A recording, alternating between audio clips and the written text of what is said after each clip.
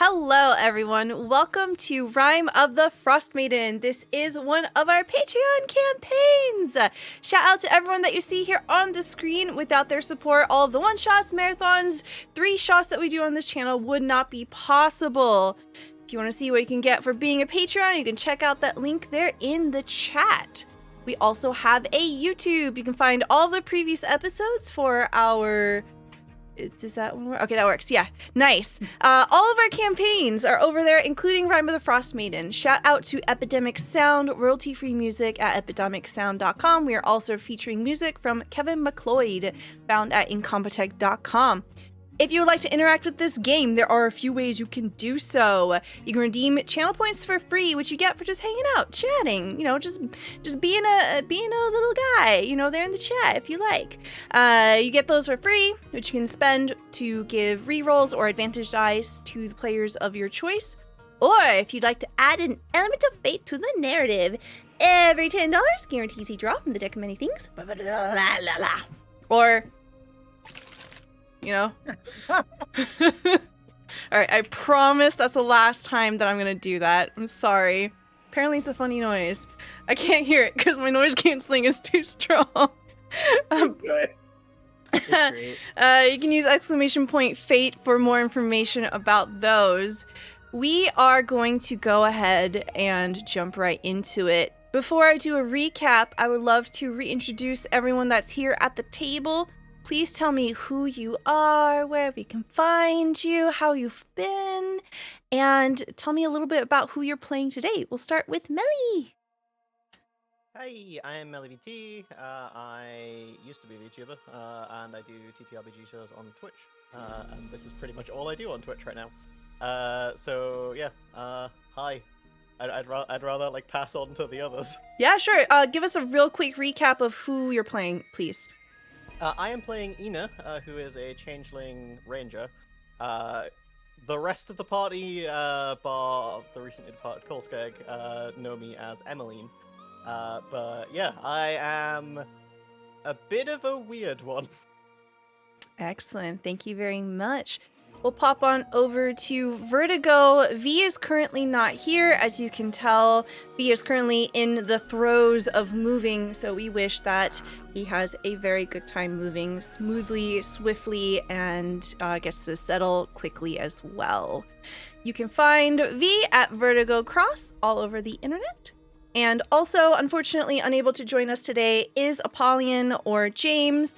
I do just want to give a real special message to say, James, we hope the best for you and that we are thinking about you. James is going through a little bit of a tough time here. So if you are inclined to, if you've been thinking about joining a game, please consider hiring James. You can find the links there in chat.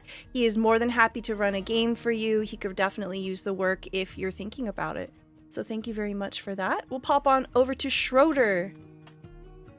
Hey everyone, I'm Schroeder, Schroeder RP on Twitch. I am a TTRPG performer, very new, have a lot to learn, but I just went to Big Bad Con and have a lot of stuff going through my brain as far as moving forward with that is concerned. I am playing Lyrinus, a half-elf fighter. Also, they know pronouns. They have some secret Fae stuff going on, and they're just trying to get through life, not die, eat some good food, not take anything too seriously, but also protect the people they care about. Excellent. Thank you very much. Yeah, Zombie, take it over. Oh no. Okay. Yeah. Hi. I'm sorry. Hello. Nope, you're fine. Hello. I am Jacob. I'm Zombie. I am Z. What else do you names decide to call me? I'm the lore keeper and Captain C of the Good Ship Clip. I probably do too many clips, so that's up to your own discretion. Today I am playing Bab Nash, this Orc Ranger boy who I haven't played a bunch of in a minute, so it's nice to get his voice back and do these things. You can find me on Twitter and on Blue Sky as ZombieFriday89. On Twitter itself, there's a little pin tweet. I finally, after months and weeks of me saying, I'm gonna make a new thing with all the fancy shit, and I did. So now on there's a Google spreadsheet of all of work I've done for video editing and clipping, including Bad House RPG, Transplanter RPG, and of course the beautiful and lovely Stella Luna. I have done so many great things as well on here for them. And as far as how I'm doing, I am emotionally happily drained. Right before this Sorry. lovely, no, you're not lovely. Right before this stream, I was given the biggest happy lore dump thing ever. I'm gonna mispronounce it. I know. The charcuterie board thing. Kudo board. Kudo board. Thank you. Yes, a charcuterie board is Charcuterie board. Yeah, the- yeah, I know what that is. it's a girl dinner, you know, Yes, with it's little a thing bits with of cheese. cheese and meat and stuff. And, Yeah, yeah. yeah. You get some calcium, get some protein, you're good. I mean, I Heck feel yeah. like you would still get the same emotions if someone gave you a charcuterie board. I would, but Oh yeah, yeah. Yeah, but dyslexia wants to kill me and mispronounce things. you're fine. But I want to say I'm probably gonna message people individually as well. But from the bottom of my heart, thank you all. I appreciate it. Sometimes I get in my own head, and I don't know what spurred on this appreciation post, but I very much appreciate it. I appreciate all of you, and it makes me feel like I have made an actual difference in this place. Of course. Who are you playing? I am playing Bam Nash. Oh yeah, you said Nice. that. It's Yeah. okay. It's okay. Okay. Oh, I have to get the voice down again, so it's fine. I don't care. Fantastic. All right. Real quick recap. It's been literally like 2 months since we've played, so we'll have some contingency errors and it's fine. Whoosh, whoosh, whoosh, whoosh, whoosh, whoosh, hand waving things. Last episode, we had a combat situation where we fought against 2 owlbears. We had joined Garrett in trying to find the group of people that he was escorting through the mountains. Unfortunately, most of them were slain. You were able to find Perilu the halfling and rescue them, as well as Garrett, who was their guide. Through this cave, you had found yetis, and you managed to escape. And then there were owlbears along the way, and we dealt with that. Then we returned to Targos. It was there that we had a very wholesome, very queer reuniting of the 2 lovers, and you were given scrimshaw gifts, these hand-carved bone figurines, and we spent quite a few minutes trying to decide who was going to take what. I don't remember, so I hope you wrote it down. I didn't. I believe I did. I have the walrus. Okay. Oh, that one has big love written on it. Yep. Yeah. Big queer love. Yay! I love it. Okay, yeah, and essentially we found a place to rest for the night. We do have the overarching plot of trying to find Sepik Caltro, who is...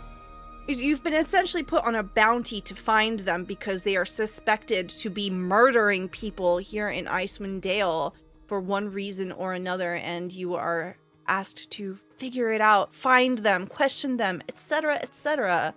And in the morning, as the group of you had made your way over to the market, it was there that Kolskeg was reunited with... Well, not reunited. Met for the first time, members of the Bear Tribe. And it was with that Kolskeg decided that his way would be away from yours, and he left after a bittersweet moment. So now it is about midday. The group of you are having lunch in the tavern here in Targos.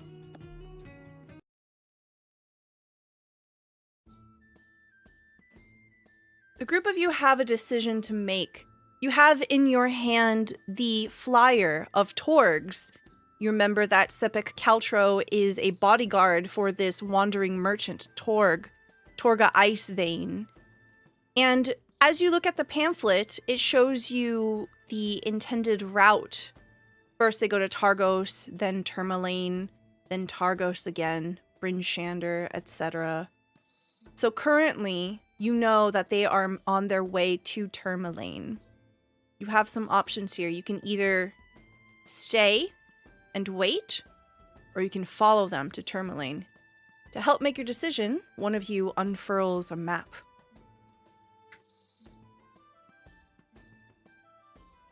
I think I just how big this map is.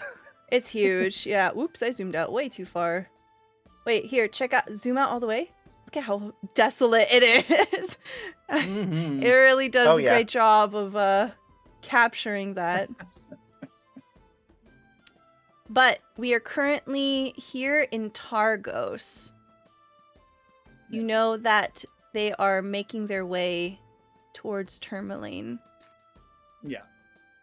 Emmeline, you know that it will be about 4 hours of a trek to get to Termalaine. Plenty of time to get there before dark, if that's your intention. Oh yeah, yeah. We can definitely go for it. Also, we could definitely make it there, like on par with them or ahead of them at this rate. Like, we're quite light compared to them. What do you guys think? I agree. Let's go for it. Yeah, especially if we can make it there, and like you said, a couple of hours, sure. Cool. Is this taking the normal route between Targus and Termalaine? It would take about 4 hours.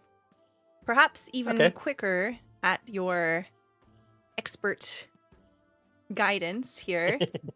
For this session, Clay will be joining you, but will not be participating in social encounters. I'm not going to roleplay Clay, but I was given permission by V to play him any combat scenarios. That way, things are a little more balanced, because Yay! majority of you are level 2.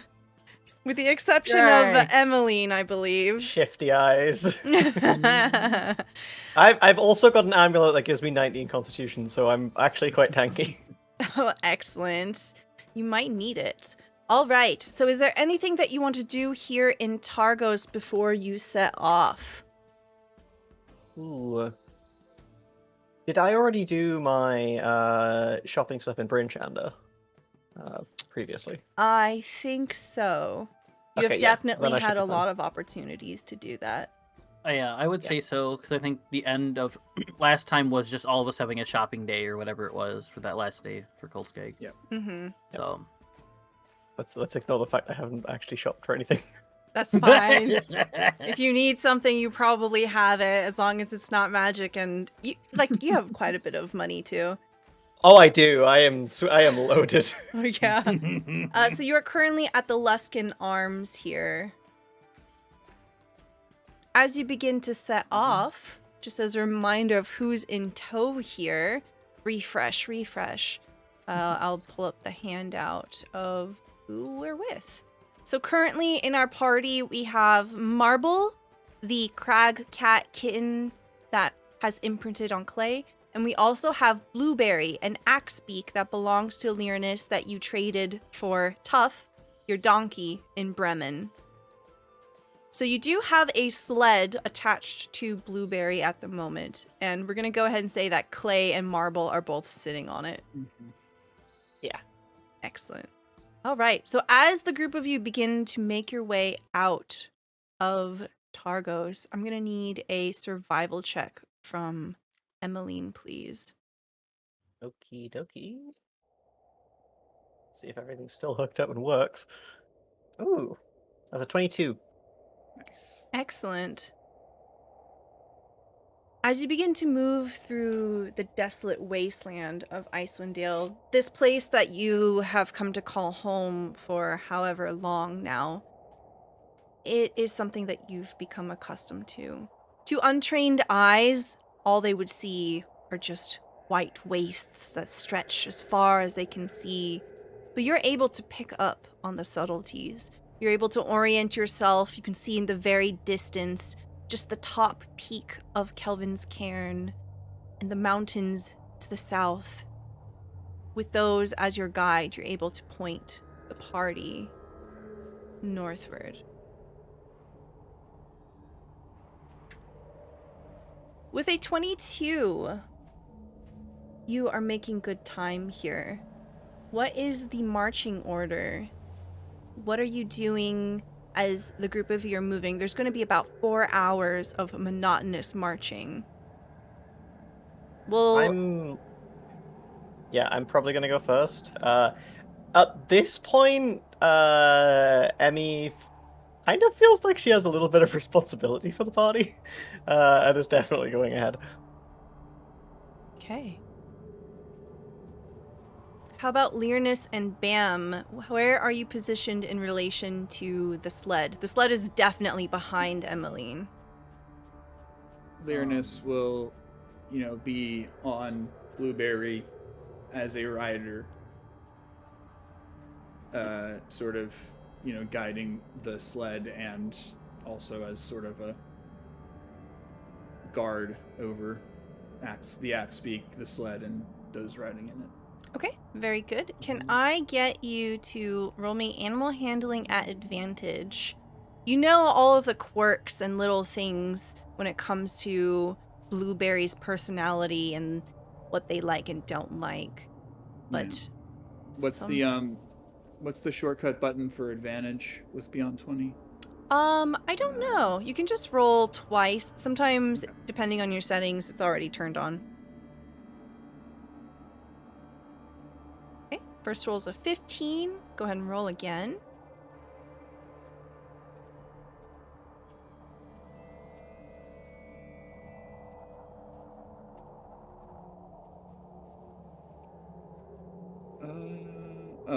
There we go. Hey. Hey, that's a nat 20. All right. Heck yeah. So describe to me how you're able, or what the circumstances are with how you're managing Blueberry here. You have deepened your relationship with this creature. I think Blueberry, though not too involved in the combat and anything, sort of saw Lyrinus at their worst recently when they had gone through a transformation. They still kind of like their hair is now like a pitch black instead of the auburn it was before. And so Blueberry, I think, kind of just out of like sheer like respect for this person that's their new rider, is just like, okay, like we're cool, we're good, like I've seen you at your worst. We went through an adventure together, so they're bonding and sort of imprinting on me, even though they're, I assume at least a few years old. We have formed a bond that's kind of close. As the group of you are moving, Emmeline, you're the first to hear it. There is a soft crumble of snow behind you in the direction of the sled, but you don't have quite enough time to really react other than to whip around. You see that the snow bank that the group of you are on begins to collapse. However, Lyrinus, with that nat 20 animal handling, you're able to push Blueberry forward, and there's a moment where the sled is careening, half hanging off of the snowdrift that's collapsing underneath. You see that a few rations begin to fall loose. Small barrels tumble into the snow decline there that forms. But Lyrinus manages to save the cart after a dramatic moment. You hear Blueberry squawking in panic, but very easily you're able to calm them. How is Bam in this situation? I want to say that probably Bam is behind you. Because if we got everyone, I feel like there should be someone in the back. And well, Bam doesn't use his strength usually, but hopefully he can use some of his like big presence to do whatever the case. Yeah. Can I get a dexterity saving throw from you, Bam, as you're trailing behind the sled and the sled suddenly begins to careen off of this snowdrift? Saving throw, dexterity. Okay, you rolled a 5. I was given a blessing by Godfather. Could I re-roll that, please? Yes, you can. Thank you, Godfather. Woo! Oh, yes, that's a Godfather, nat 20. thank you! Fantastic. Okay, yeah, so bam, you see that the snow begins to crumble and slides in a mini avalanche down the side of this bank here. You're able to save yourself. You see a few barrels and just loose rations tumble free. Learnus saves the cart, and you save yourself. What does this look like?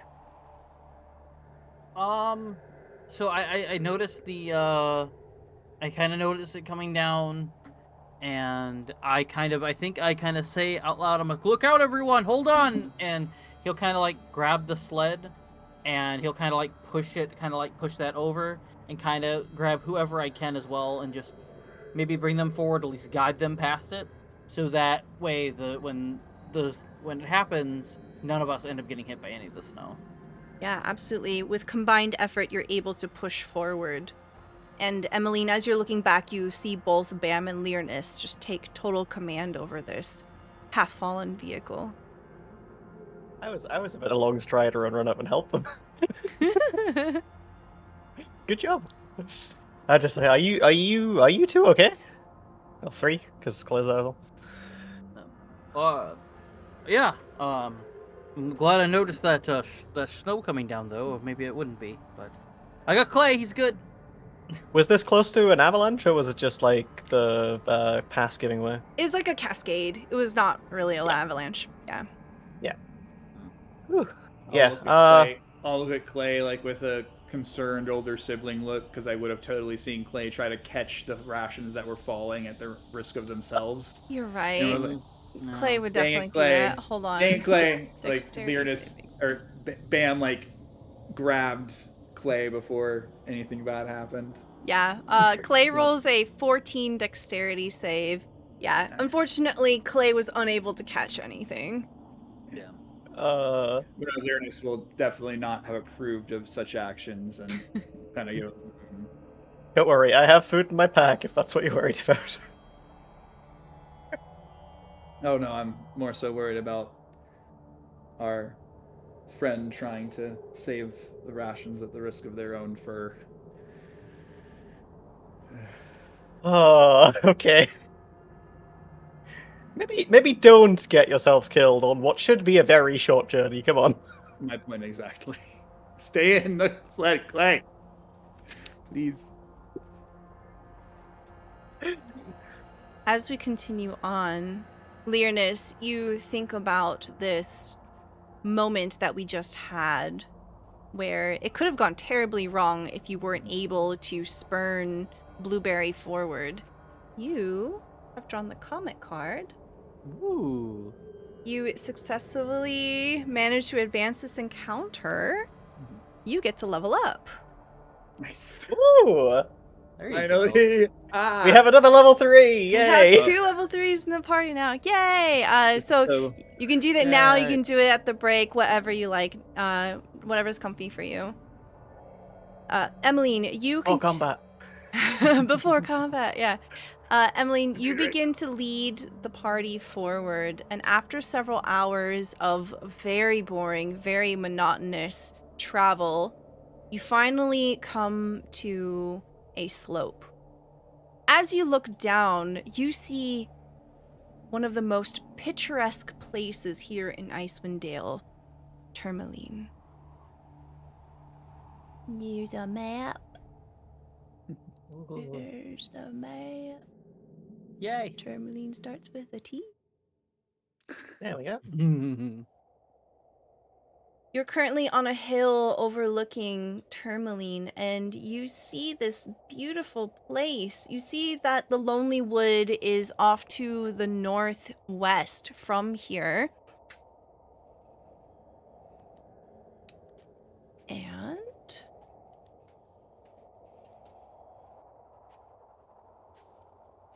below, you can see that there are tall pine trees to the west, and the shore of Mare Dualden is bordering the northern side of the town. The buildings here are quite unique. You can see that they have been made with extreme care and a crafty hand. There are carvings all throughout the buildings. They are a little difficult to see here at this distance. but you see people milling about and industry bustling through the streets here. There appear to be fishing boats leaving the docks, heading in and out. And overall, it seems to be a rather typical town. There is no wooden gate surrounding this place, so you can walk freely in if you'd like. Yeah. Well, it's certainly picturesque. I'll just head in and lead the way. Okay. As the group of you begin to make your way through,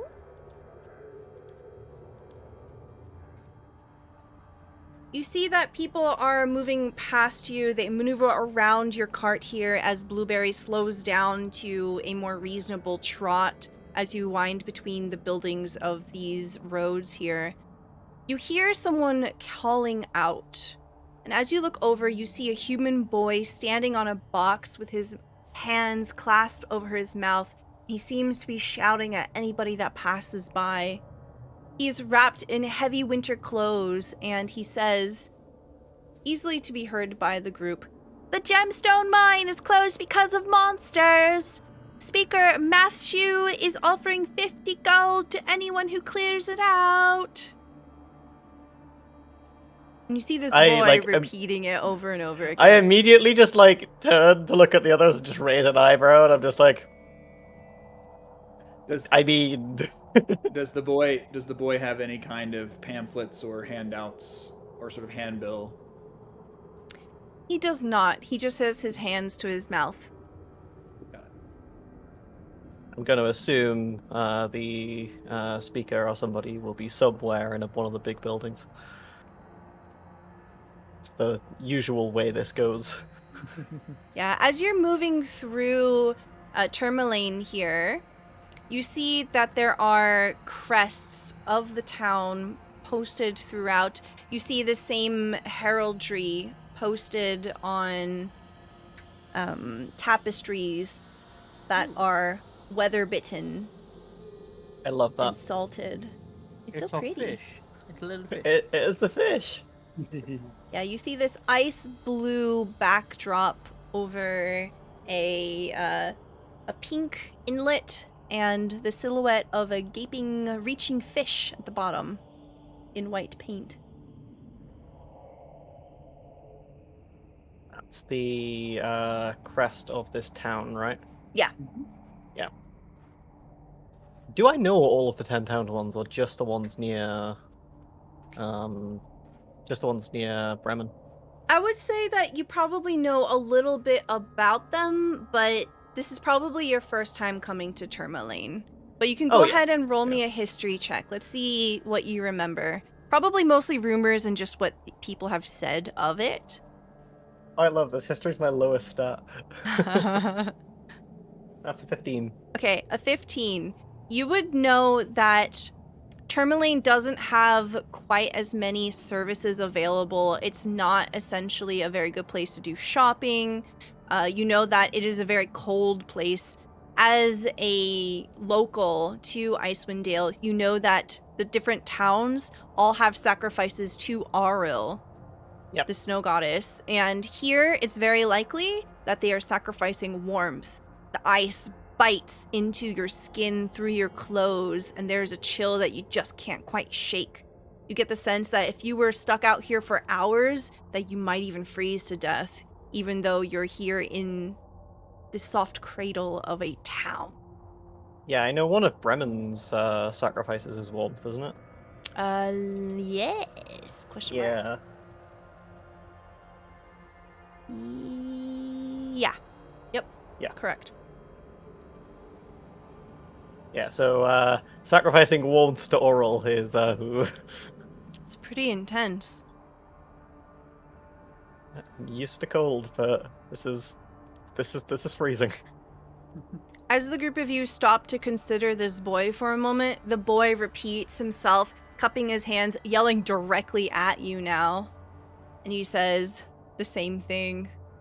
He says, Yeah, are you assuming we're adventurous? is offering 50 gold to anyone who clears it out. Monsters in the mine. I'm gonna yell back. Where can we find him? You see him point, and he says, "You'll find him at the Blue Clam." Thank you I'm so gonna- much. I'm gonna flip him a Recite copper. Oh, you flip him a copper? Let's see. Is he quick on his feet? Oh, yes. Oh, he's gonna catch it. Yes. You see that he kicks off of the box that he's on. He snatches it from midair. And then he comes trotting up. You don't quite see where he puts it away, but in a flash, it's gone into one of his pockets, the folds of his clothes. You're not quite sure. He puts his hands on his hips and he looks at the group of you and says, "My name's Darmo. Do you need an escort to the Blue Clam?" Sure, go for it. Are you two okay with this? Yeah, I'm fine with this. Apparently money gets you anything though. That was impressive, though. Have you done that before, catching coin like that? You see him flick his nose. He says, "I'm capable of anything. I'm what they call a jack of all trades." Ah, yes, I've heard that phrase before. Yes. Good. Then you Protect shall... this kid at all costs. Yes. You shall be a great guide for us to get to this place. "Just follow me." And he begins to march down the street. And there is one point where there's a bit of a blockade. There's a wagon that's trying to do a kind of like crossroads thing here, perpendicular to where you're trying to go. He's like, "Hey, move it, old man. I'm escorting." And there's a grumble from the person who's operating this cart. And he just looks at the group of you. Just slowly, the wagon that he's on begins to pull away. And Is he just doing this slowly on purpose? So? maybe. And you see Darmos, the boy. He salutes the group of you, very clearly proud of what he's done here. And he begins to march you towards the dockside there. You make your way from the southern part of town all the way along the docks. As you're looking out, you can see that there are a number of fishing boats, and people seem to like peek up at you, but they don't seem all that interested. As you're making your way towards the Blue Clam, you see that there are benches that line the outside of the building, and fisher folk are seated there currently. They look up at you, drinking various liquids, and they don't say anything. They just watch. Darmos comes to a stop, gestures to the front door. "You'll find all sorts of roasting meat and stews here at the Blue Clam, the Dockside Tavern of Termalaine." Thank you, Damas. I'm gonna... Mm-hmm. Can I hand him another copper, but then sleight of hand a silver into his pocket? Yes. You see the hand that he has held out to gesture sort of expectantly swings out towards you. Yeah. So as soon as you're pulling out the Yeah. copper, he's already about to take it from you. Go ahead and roll me sleight of hand. Let's see how sneaky you can slide this in. Let's go. I mean, I have +6, so hopefully I don't net one. A 9. That's a 9. Let's see how he rolled as an 11. Ooh. Oh, he totally notices me doing this.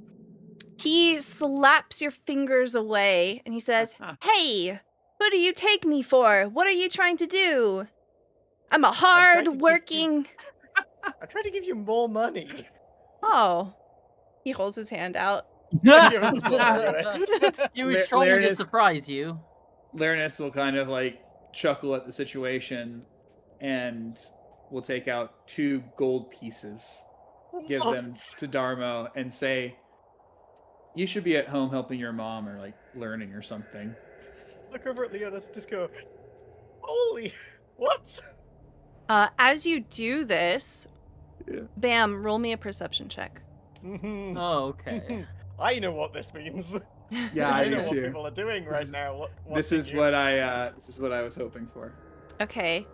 Bam, you notice that the two fisher folk that are sitting on the bench are watching this very intently, and they seem to be focusing more on Lyranus as Darmos, blushing. You see this blush just go straight over his cheeks, and his ears are cherry red now as he's holding these two gold pieces and the silver piece.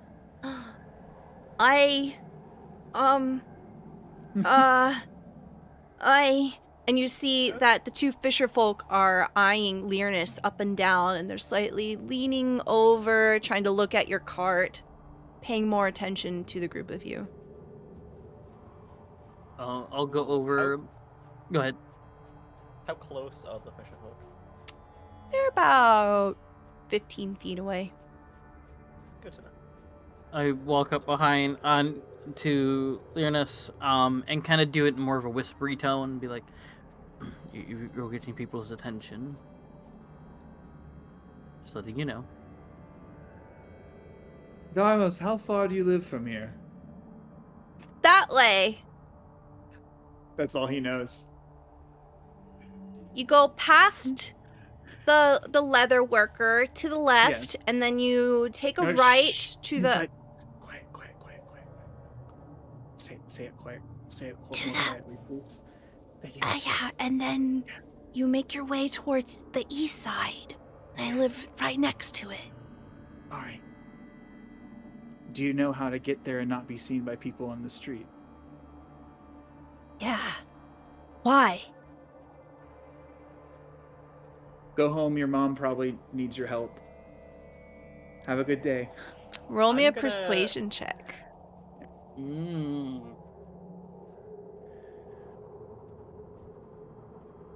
I'd like to use a nat 20 I have. Okay. I'd like to use a natural 20. Okay. That I have stored up, yeah. Very good.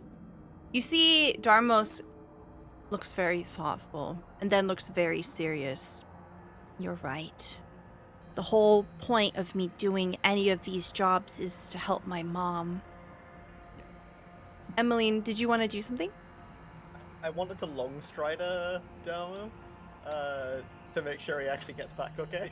Okay. Yeah. Do you see that he begins to head off? Do you want to do this? Yeah, I'm basically just gonna reach out, like, pat him on the shoulder and be like, get home safe and don't be seen because you are holding way too much money right now. Okay. What does it look like when you cast this? Basically, like, she had, so Ina has, like, a cloud of, like, snow, around the hand, and basically just, like, pats this onto, Damo's shoulder, and you see, it start to, like, snake around their body, and they start moving as if they've got an urgency and an air about them. They move significantly faster. You see that there is a soft sprinkle of snow beginning to come down around now, and all of a sudden you just see Darmo's like whoosh, whoosh, whoosh away, and you only see a trail of snow where they used to be, and they are gone, leaving you to the blue clam.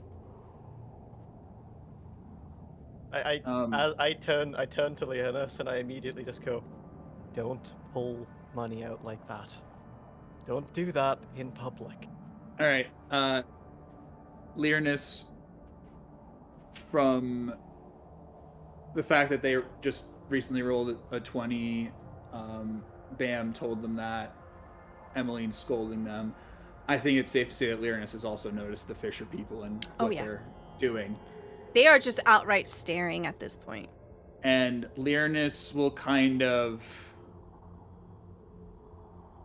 not very overtly, because they understand that they've already brought attention to themselves, they'll kind of,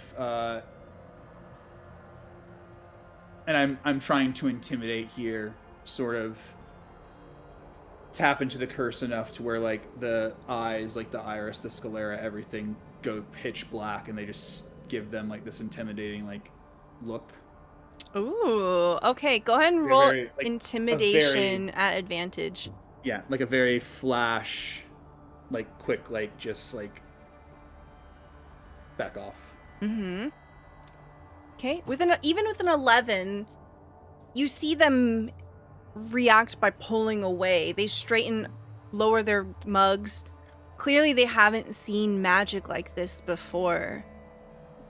They grow a little pale, and without saying a word, they put down their mugs and they begin to head towards the docks, occasionally checking behind their shoulders. Is that in the opposite direction of Yeah. Darmos? I'm like staring them down as they go away. And knowing as soon as full as well soon I as can- yeah, as soon as that's over, like it was a really quick like flash of the eyes, like their eyes are normal again. They're just fall back into the happy, smiley, airful vibe they usually have about them. And Weirdness, you can be scary when you want to, apparently. I've noticed that. Yeah, you can be very scary when you want to. this is new to me too. I just thought it might help to. I understood the error I just made, but I wanted to make sure Darmos got home safe and that they didn't bother us. I'll try not to. This is the whole reason why I was going Do to this again. discreetly give them money. Yeah. That's Backfired because that kid has reflexes like no other, but yeah. true. That's why I'm willing to bet you he's done those flips before. Oh, No, yeah, like yeah. if we ever needed guys in the city, that kid knows what's what. Might be useful. You look up That's at the assuming building whatever. here, the blue clam, and as Darmos has been guiding you through Termalaine, you've gotten a closer look at the buildings. These buildings are sturdy, made of strong pine and oak. And as you look around, you see that there are intricate carvings in the wood. You see wizards, homunculi, tigers, smiling genies. You see that there is an air of enchantment with the buildings here. There are a variety of scrimshaw things dangling from twine in the windows, in the open doors, off of the boughs of these houses and buildings. As you are looking at the blue clam itself, you can see that there are a number of tables inside. A hearth has been lit, and there are a number of people sitting there, their feet pointed towards the fire. And there is a smell of spiced chowder that drifts out towards you. You can see that there is one person, a half-orc, who begins to move in and out of the kitchen, serving people. Oh, I don't know about you two, but I'm hungry. That smells good.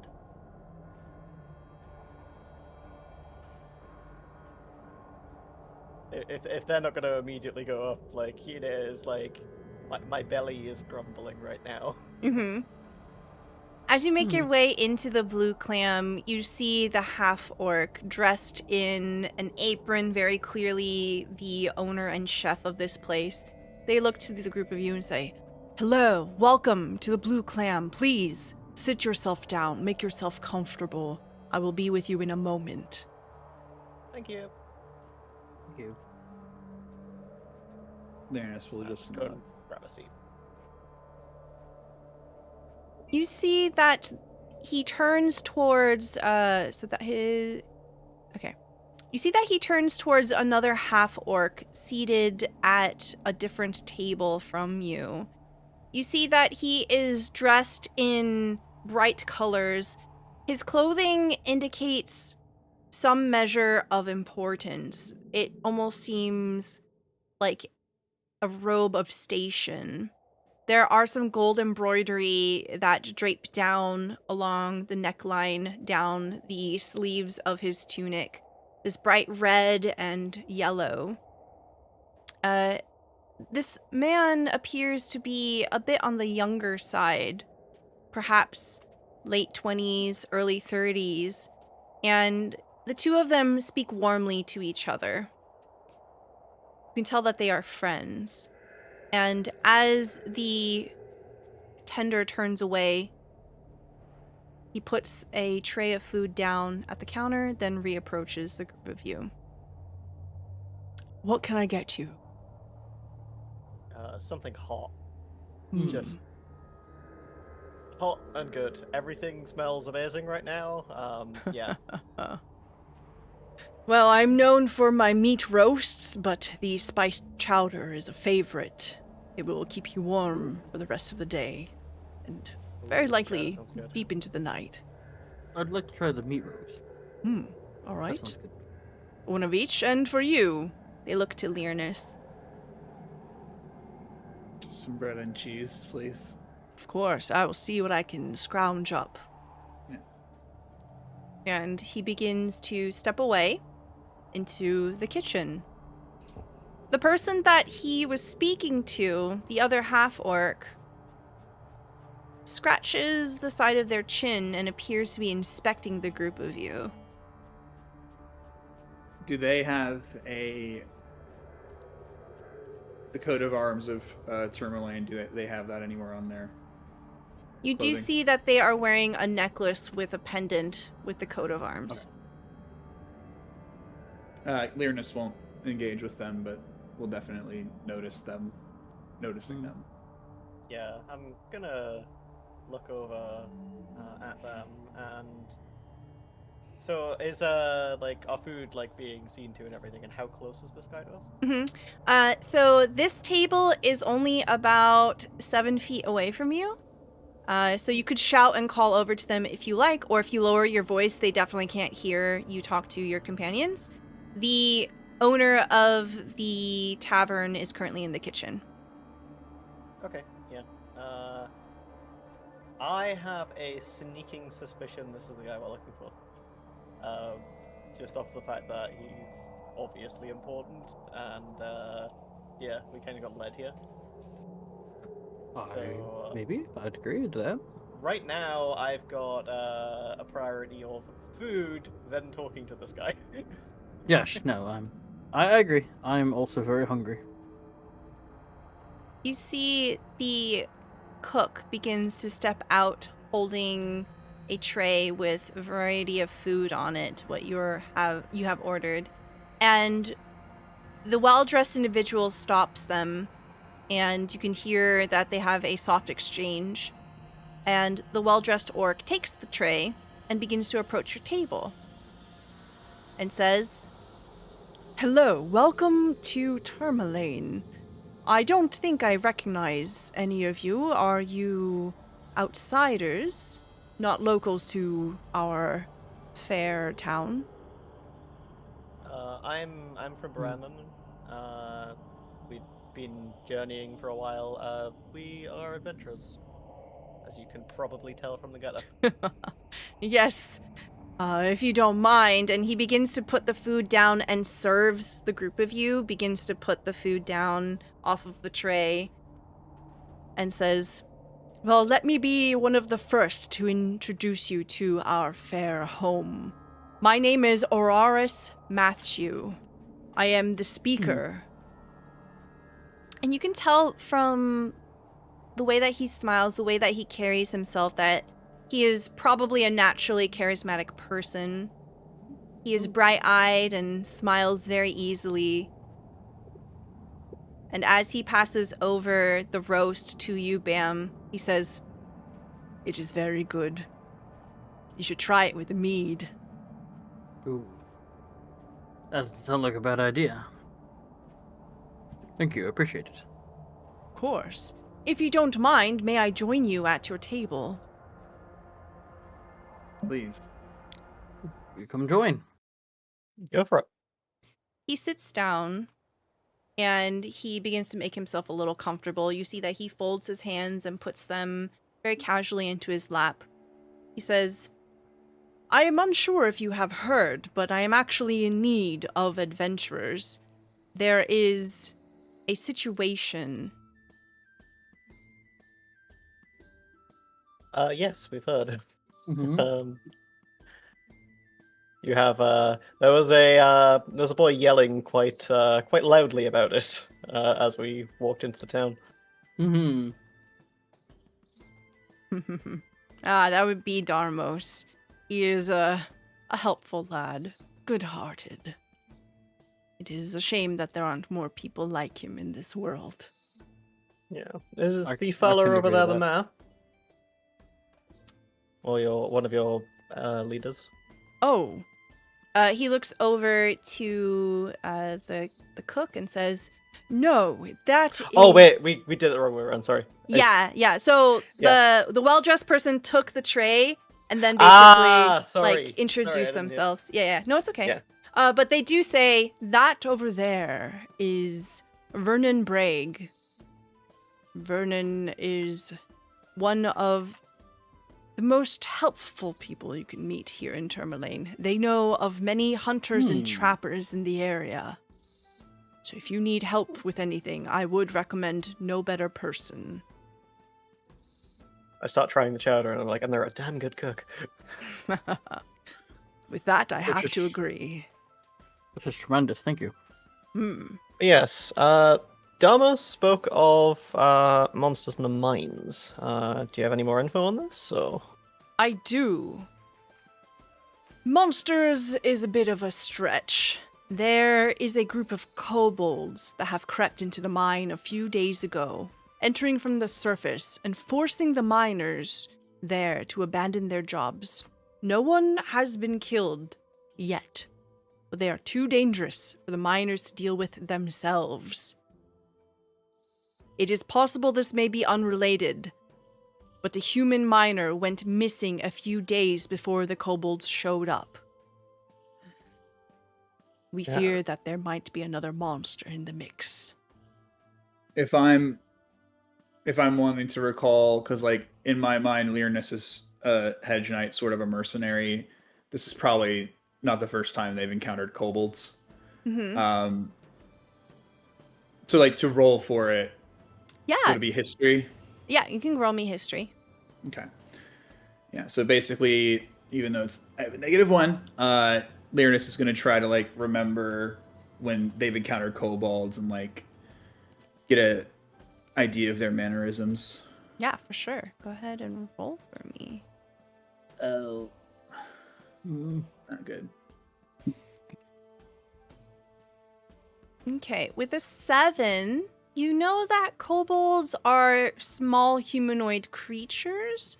They do have a measure of intelligence and they have sensitive eyes. They appreciate dark places. That's about all you really know. Okay. But you know that they're physically small. And they have strength in numbers.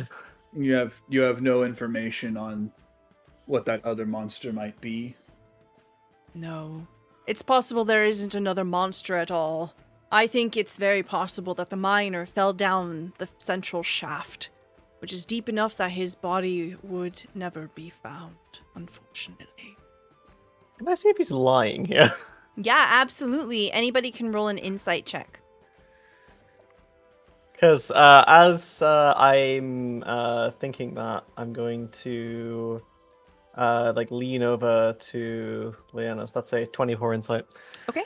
I'm gonna I'm gonna lean over to Leonis and be like, I'm pretty sure it might be like some of the other creatures we've been seeing. With a 15 from Learnus, a 15 from Bam, and a 24 from Ine, you all get the sense that this person is being truthful to you. There is a sort of honesty that you can see in his eyes. He seems to be one of those people that just has an honest face.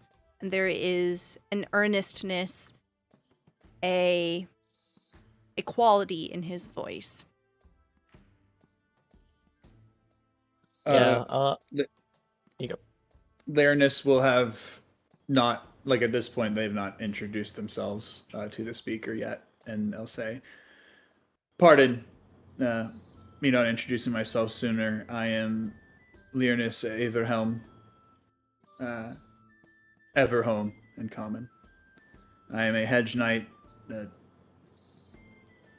not a sellsword. I like to think I have a bit more honor than that, but if you've not found anyone suitable to take this up to task, I would be happy to, and I think my party members could be swayed into doing so as well. Yes, I also haven't introduced myself. Emmeline Erie, I'm a ranger from Bremen. Well, I was formerly Bremen's ranger. I've now ended up on a long. I'm a long way from home. You are indeed. Thank you for making your way to Termalaine. It is a pleasure to meet you, Emmeline, Learnus. And they look over towards you, Bam. Bam! Thank I you. knew it. Thank you, V, so much for the card from the deck of many God damn it. things. I don't have enough cards. I don't know about this. Just as a refresher, the way you play this game is you tell me when to stop. Oh, gee. Like your I have sixth done this many card. times. How many cards do you even have now? This is. I'll this will tell be his you after this sixth. is done. Yeah, sure. I think he is 6. Stop. Oh my god. This is number 6. Yes. Thank you, V. Thanks, V. But V also has like 5 when he gets back. He does Nice. actually. So we're no longer Yeah. tied. I have more than him. All right, let me make a note of this real quick. I updated the charity thing. Yeah, I have a secret part of the handout where I can type out what you drew, so I don't forget. Well, that's fair, but it was on my mind. But This episode is big. Okay. show yes. My name is Bam Nash. I am an orc wizard, which I know isn't the most common thing in the world, but I like magic and things. So I went into that, and I think I've done pretty decent for myself. Well, it's very important for people like you to pursue the paths such as you have. Oris here and both him and Vernon are both half-orcs. So they just kind of give you an appreciative nod here. Mm-hmm. And they say, Oris says, I myself am more talented with the sword and quill than I am with the arcane arts, so I would have to take my hat off to you if I had one. Oh, well, I very much appreciate it.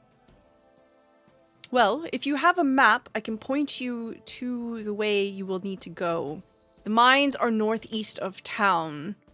The trail should only take you about 30 minutes if there is no storm, and I do believe that today will be a clear day. If it was not told to you, you will receive a sum of 50 gold if you are able to clear out the problem, whatever it is.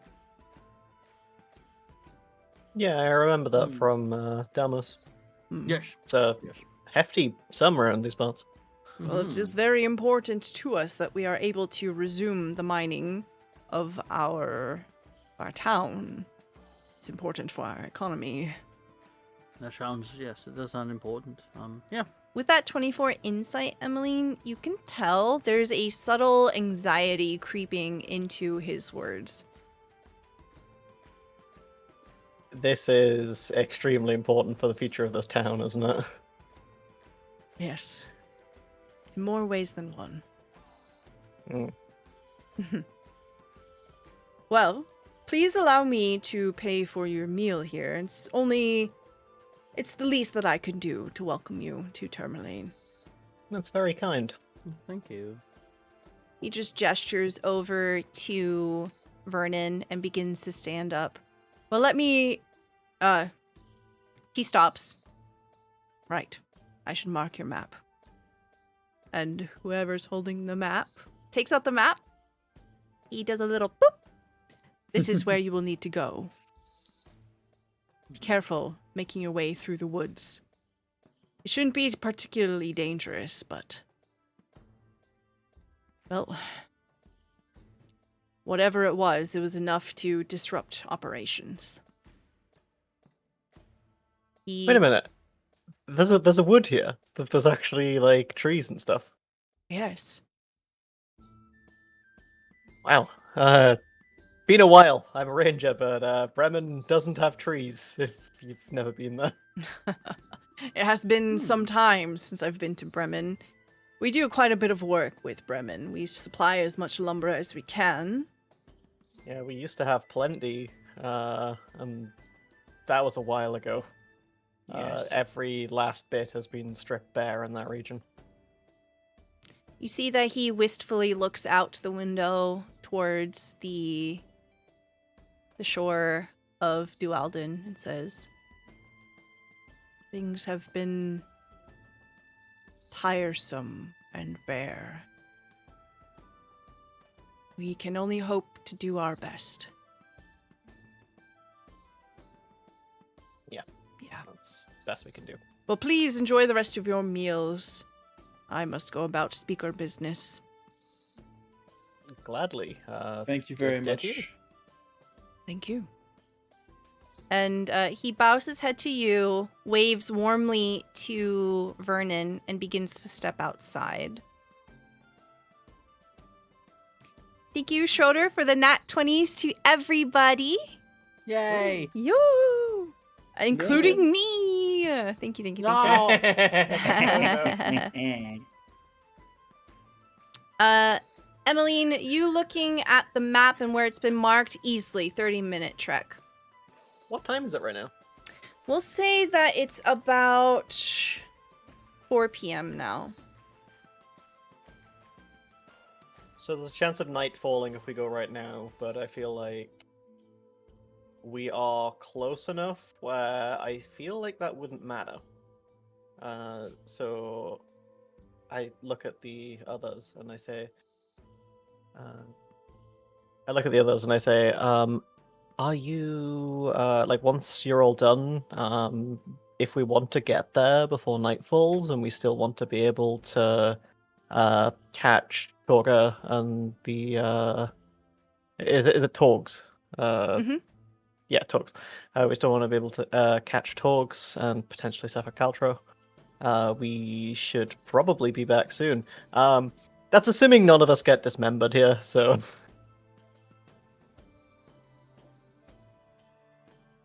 I'm good with Don't like that smile. What? My face is made for smiling. I can't smile. Yes. You're fine. After those words, we love to see smile. I'm a DM too. I know what that means. I'm just so excited for you to explore Icewind Dale. You know, just it's We have- great. We haven't been live in 2 months. Stella's just happy to be back in the game. Yeah. Yeah. Right, let's go. Okay, so you finish up here, and as you do, you begin to head out into the street. Do you want to leave for the mine immediately? I want to purely because of nightfall. If we don't do it now, we'll have to wait till tomorrow and we'll lose a ton of time. Mm-hmm. We can do it now. I'm good with that. Okay. It's not far. We can get there real quick. You don't even need to roll. Emmeline, you and the rest of the party begin to haul ass. As you approach the entrance to the mine, you see that it's little more than an open tunnel built into the hillside.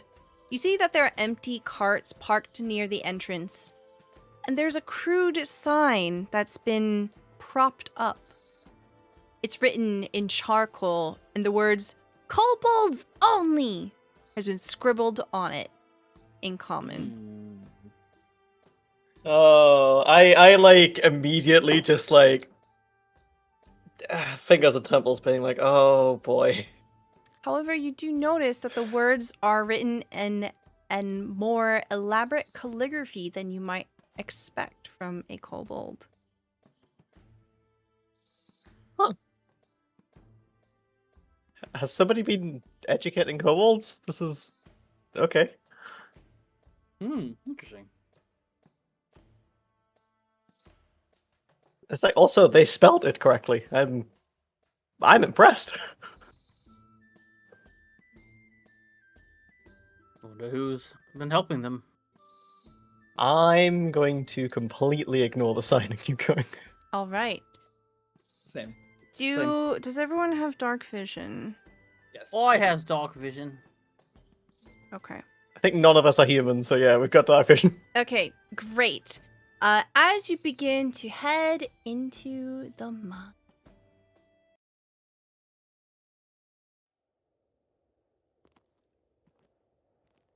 There's a map. We love maps. Look at us. Clay will set up the the cart, and Blueberry and Marble in a safe spot. So they will not join you on the inside of this mine here.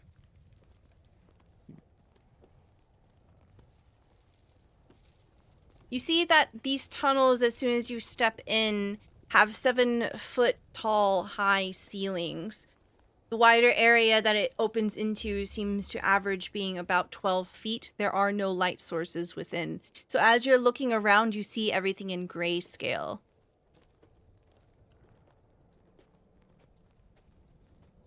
As you filter into this first chamber here, you see that it splices off into 3 directions.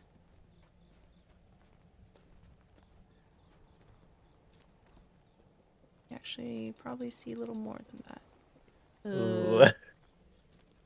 Since you have dark vision. We should see 60 feet in the dark. Okay. There you go. It's probably a more accurate representation of what you can see. You can see that there are bends and twists.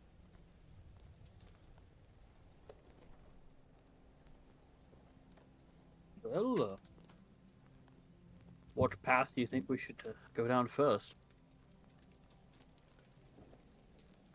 Knowing that there's kobolds here, I don't think we should split up, but No, that's, Yes. I want to go together, but I'm with whoever. Or is wherever there we one that want to just start. looks like a normal, like, central mine shaft path, like, where it would be well traveled, or is it just equal? You can, Roll me a survival check. Okay. You can see that there are racks holding mining picks and hammers nailed into the walls of this small cavern here. The floor is covered with rock dust and tracks. Emmeline, with that 25, you see that there are reptilian footprints mingling with human tracks here in the dust. And there are a set of tracks that look to belong to a pair of giant rodents. The reptilian tracks fan out, heading in all of the directions. The Oh rodent yeah, I feel like they're tracks just everywhere. lead to the east. I'm gonna turn to the others. There's, let's just say, a lot of kobolds around here, from what I can see. Obvious, like, human tracks and everything. There appears to be what looks like rodents who are coming through here. They're over in that direction. Do we want to go and meet, like, talk to the kobolds first? I know they're intelligent enough to, like, talk to you before trying to kill you. Yeah, I need to figure out what happened to the miners. They have extraordinary penmanship as well. Oh yeah. The fact that they spelled something correctly already has me not wanting to immediately go in arrows blazing. I agree. We should find them and chat with them. I think that'd be a good idea. Yeah. Giant rodent rat-looking things are in that direction, so we should probably avoid the east. If we want to have a normal conversation without being in a fight. Sounds like a plan. Feel free to I'm gonna- move your tokens. Yeah, I'm gonna go south. Yay, we have access to that. Do I change the HP values on them as well? Yeah.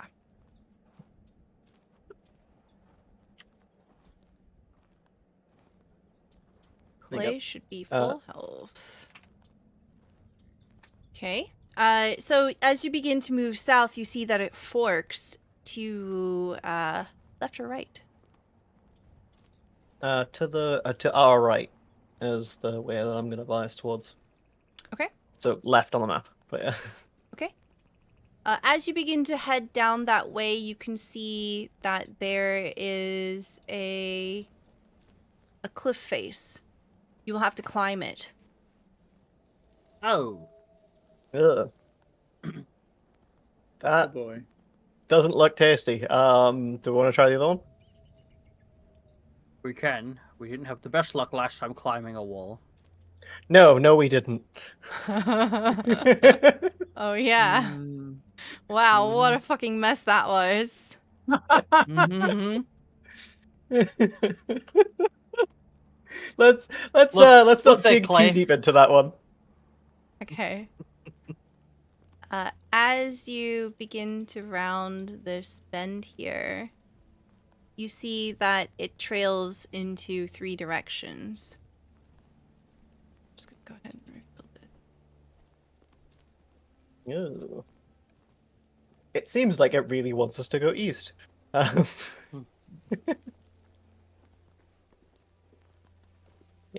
It's looking like that. Can I see any evidence of kobolds nearby? Like, can I see or hear them? Go ahead and roll me a perception check. I like having incredible bonuses and everything. It's a 22. Very nice. So you can't see any physical evidence of kobolds nearby, but you hear an underground river rushing water towards the east. Ooh. Ooh.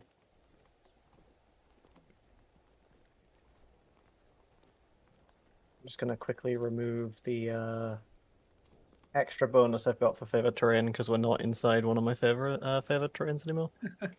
Despite the fact that 90% of Icewind Dale is my favorite terrain because Yeah. it's Arctic tundra.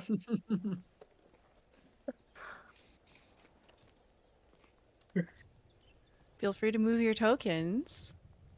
Don't be shy. Okay. I'm just gonna like forge ahead at this point. Okay. Yeah. As you move southward, you can see that it opens up into another chamber that filters southward. I'm gonna try the chamber. I had a feeling when I saw the fork that it was going to join up to the same thing, and I was just like, I ain't climbing that. Yeah. So yeah, I'm just gonna head into here, like just at the entrance, and see if there's anything going on. I'm being really cautious in here because I know there's a lot of stuff around. As you enter into this chamber here, benches and tables are set up as workspaces where miners clean any gemstones they might find.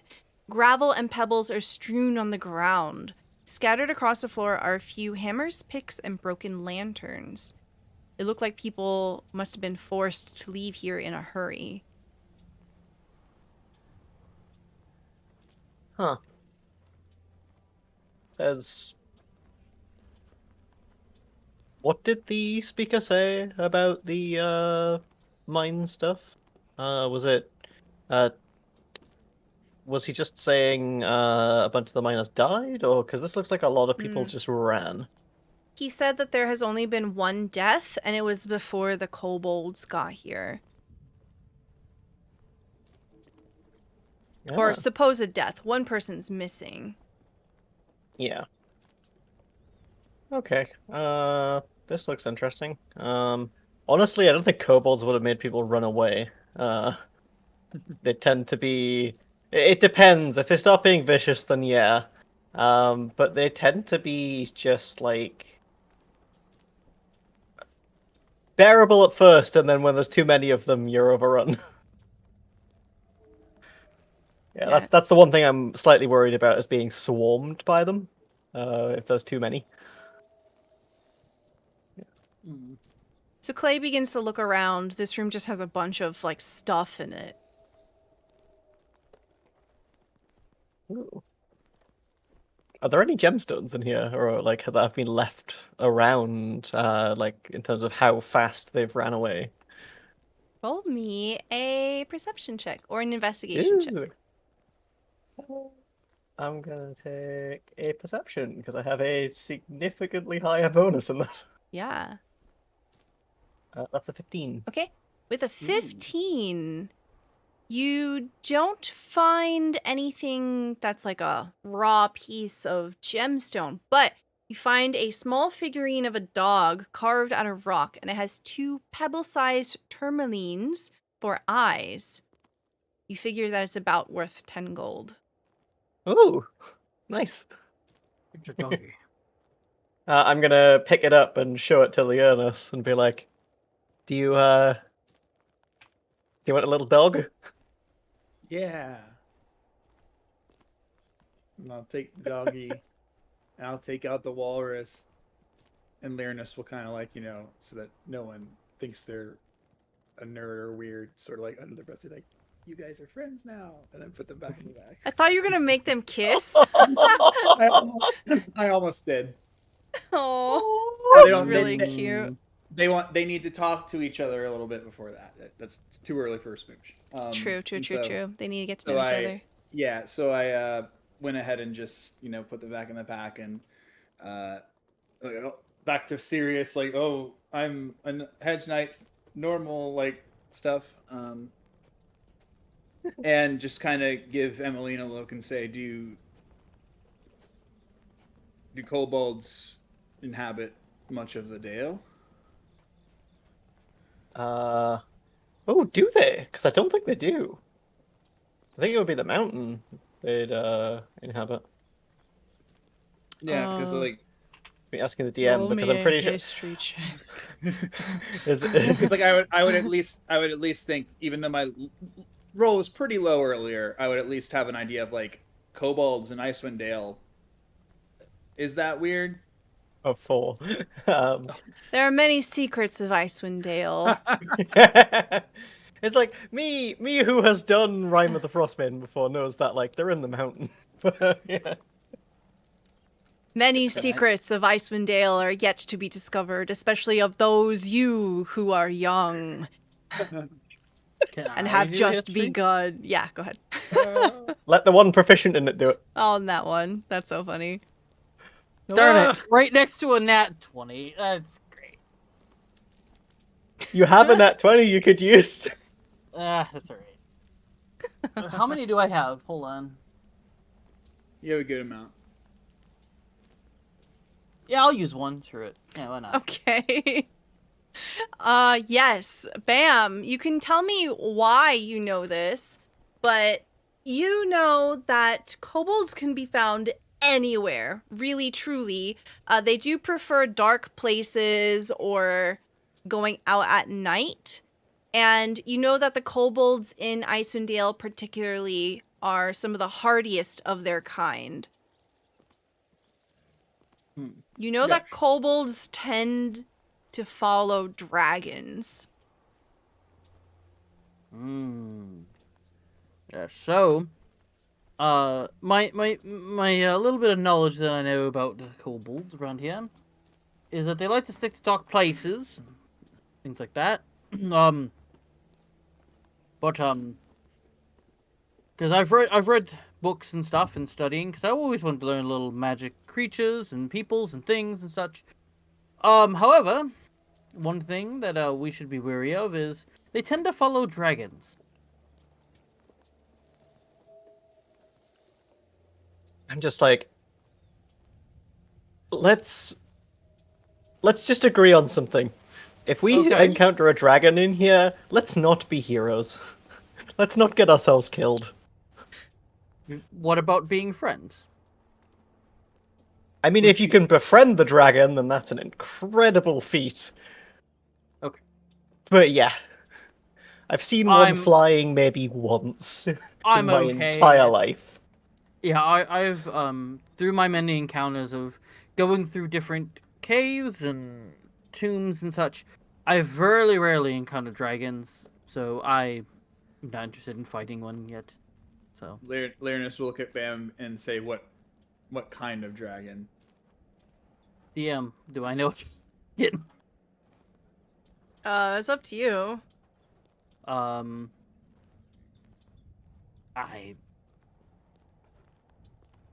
We're in wasted. We're in snowy domain. Why not a white dragon?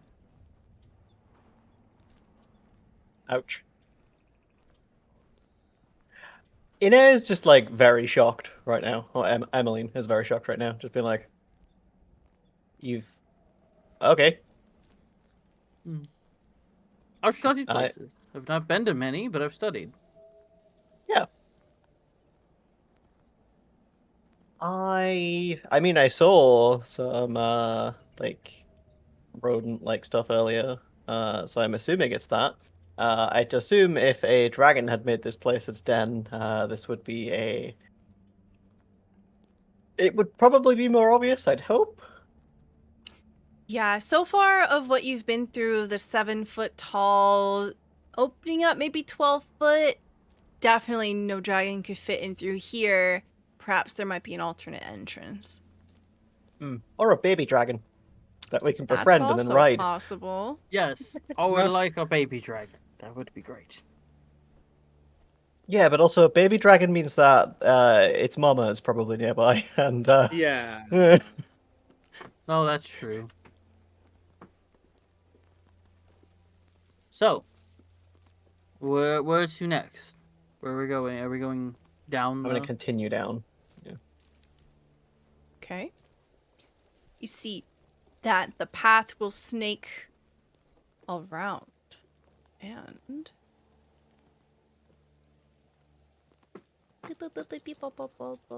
Is Leonis coming with? Oh, yep, make sure you Oh, move that your looks- tokens. Just chilling up That- there. That's fine. Ha. How far is Oh! that drop? Oh. Hold on, I gotta zoom in. oh wow. I'm gonna throw a rock into it Okay. and see how long it takes to hit the bottom. Also, Oh. Lucky has joined us. Hi, Lucky. What's up, buddy? Okay.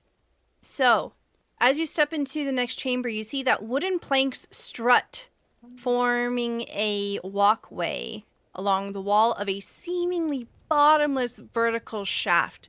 A narrow waterfall cascades down the northwest wall, and the sound of rushing water is loud in this confined space.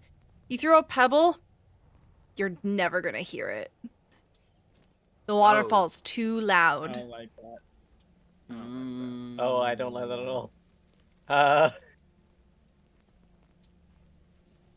You get the sense that it's so loud here that you're gonna have to yell at each other if you want to communicate.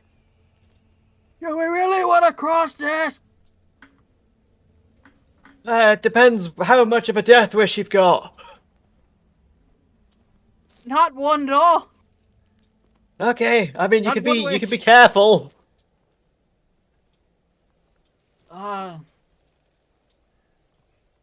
This is a moment where I wish I already had access to Misty Step, because I would totally use one here. You see that there's a wooden walkway that you could. Yeah. Yeah, you can walk along the walkway, just don't get pushed or fall or anything. Yeah. One at a time. Can we walk across the Yeah, I'm walkway? gonna. Can we go across the walkway just fine, or like with the environment and the waterfall, are we gonna have to roll some kind of awareness? You can roll investigation if you want to try to glean information. Okay. I will use the blessing for advantage that Tusker just gave to me. Thank you. Okay. That's a 15. The 15 investigation, you look at the wooden planks at this walkway. It seems sturdy enough. However, you notice something else that should not be there. Oh. I don't like that. Oh man. Uh-oh. You see on the underside of these wooden walkways appear to be 2 kobolds that are currently holding saws. They are trying to saw away at the wooden struts, and they are working very happily. Okay, so the second I see them doing that, like, do I have a clear line of sight on them? You can see them between the... Well, this was Learnus.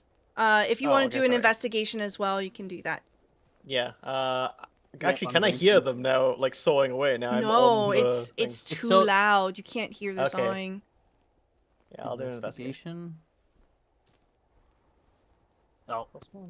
A 5 from Bam. You Should don't be see alright. them. It should be fine. Can I use my nat 20? Yeah, absolutely. Go ahead and mark that down. Emmeline with a nat 20, you also see them. And with that nat 20, you get the sense that them sawing this walkway it's going to be a lot of work, like maybe a whole day's of work. So right now what they're doing is pretty harmless. But over time, they will destroy this walkway for sure. My first instinct in this situation was to draw my bow and immediately just like arrow between the eyes of one of them so they fall in. Just because, yeah, this is dangerous as shit. But yeah, this is also our first encounter with the kobold. So I'm going to draw my bow, knock an arrow, and be like, "What are you doing?" They don't hear you. You just hear the whoosh, whoosh, whoosh, whoosh of the saw. What language do kobolds speak again? Is it Goblin? They speak Common and Draconic. Yeah, we can talk to each other. You just need to yell. So, I'll yell it. What are you I doing? speak a lot of languages. Why are you sawing this off? As you speak out to them, they stop, look at each other, and then they turn their heads towards the group of you, looking up at you. I have an arrow knocked as well. This is what they look like. Ooh. They're just in like one big coat together? No. It's 3 kobolds in a trench coat. No, this is just the 3 kobolds in a trench coat trope. Yeah. I thought that'd be a funny image of just 3 of them in one coat, 3 of them in another coat, just shawing off. Oh, I got you. Yeah. No one. 3 times the sawing. No one got a high enough history check for me to lore drop the kobolds to explain this. But I net 20'd. did you? Oh, Remember okay. I used my net 20 instead of the Oh, but you're not from here. Oh. Yeah. we'll just say then I don't know then. That's fine. Yeah, it's fine. You'll find out one way or another. But yeah, Sure I will. they are these short, squat, reptilian folk that have these sort of dog-like snouts, and yeah. Lyrinus is, if they also have gotten the sense that the kobolds are it's gonna take them forever and they're not really any threat. Lyrinus is going to essentially attempt to walk across and like ignore them as if they're not there, and then they will kind of kneel on their pack, or kneel sort of at the other end, open their pack and take out a ration and sort of place it there and say, The boss said it's time for your lunch break. You see they look at each other. One of them looks at Emmeline with the bow and arrow drawn. The other one looks at Lyrinus with the ration, and they both look very confused. They continue sawing, by the way. They haven't stopped. oh, Lyrinus will kind of look at Emily and be like, put the bow away. I like relax the tension on the arrow. What are you doing? They don't answer. They continue sawing away. At this point, go ahead. Bam will just step up to one of them and look at them and yell, thinking they still can't hear him, even if they're right next to each other, going, Yep. "Why are you sawing off this path? Got a job! Gotta do the job! Do you not want people passing through this way?" They both laugh at you and continue sawing. Oh, I'll with take that that laugh, as a yes. I'm immediately shooting one. If Okay. they're gonna laugh like that. All right. Alright. Like right between the beams, I'm just gonna fire an arrow into one of them. Yep. Go ahead and roll an attack roll. I tried, V. I tried. I'm so sorry, but It's fine. yeah. I have a +8, so let's see. That's a 13 hit. Their armor class is 14. The arrow just kind Hello. of swoops past their head, and they both laugh harder. I'm checking if I have 2 actions yet. or 2 attacks per We're action. we're still not like in combat or anything. No, they're just sawing. Yeah, so like Lyrinus will like okay, like the kind of like taking out food and stuff, but if I can don't know if rations are, generally thought to come with this, but if I can play with it a little bit, whatever sort of like ale or alcoholic beverage is like in these rations, like Lyrinus will kind of like take that out and sort of, You would have water. If you want alcohol, that would be something that you'd have to specifically bring with you. Okay. If you want to have that on you, that's fine. If I had like an... Oh, wait, no, I'm getting confused with another game. I don't have an alchemy jug. But yeah, no, like if there was some sort of way of like having like some kind of like metal or wooden like flask or container within the ration. And so basically kind of being like, again, this time with more like, I guess like I want to go for a deception roll here. Like, I'm not kidding. Your boss said to take a break. You know what they're like when they get really mad. I've got booze too. Okay. Go ahead and roll deception. Emmeline, did you want to do something? I realized I have something as well. We were talking about dragons before. Can I use primeval awareness and check if there are dragons within a mile of me? Ooh, yeah. nice. Spend a spell slot.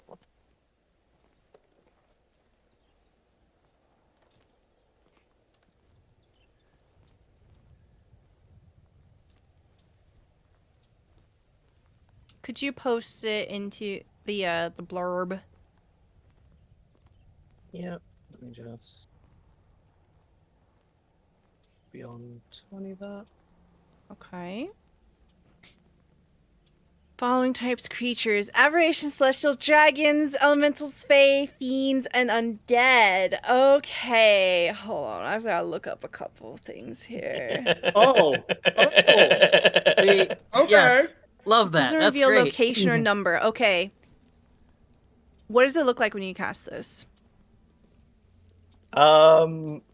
Honestly, my eyes just glow pure white as I realize, wait, there's kobolds here. I should probably check something here. And just like my mind reaches out around the mine, and yeah. So, What do I see? you don't really see anything. It just kind of like detects like a bling, right? What do I sense? You do not sense any dragons, but you sense one or more aberrations and one or more undead.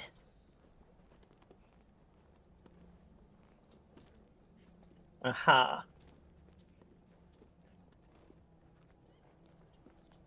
That's not good.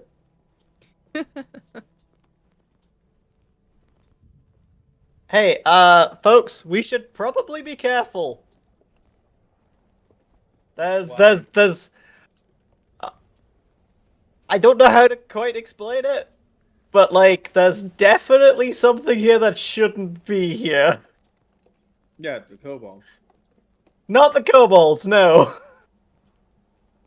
I'm gonna get over that bridge now, just as quickly as I can. Yeah. I'm spooked. You're able to go past. The kobolds are not a threat. They continue sawing. And before Lyrinus advances into the next room, like they'll like, put like a last touch, like they'll basically have like the rations set up like it's a picnic and it's all like displayed well and like with the beer and everything. So like whenever the kobolds do want to take a break, if they get hungry, they'll still be able to eat. Even if we end up fighting them later, they need energy. Oh, that's so sweet. Okay, go ahead and remove one ration and the wineskin from your inventory. As you do, you can see that their nostrils flare and they sniff the air and they look at each other, but they continue working for now. Yeah. This room that you've stepped into, you see that there is a wooden pulley system constructed around a large hole in the floor.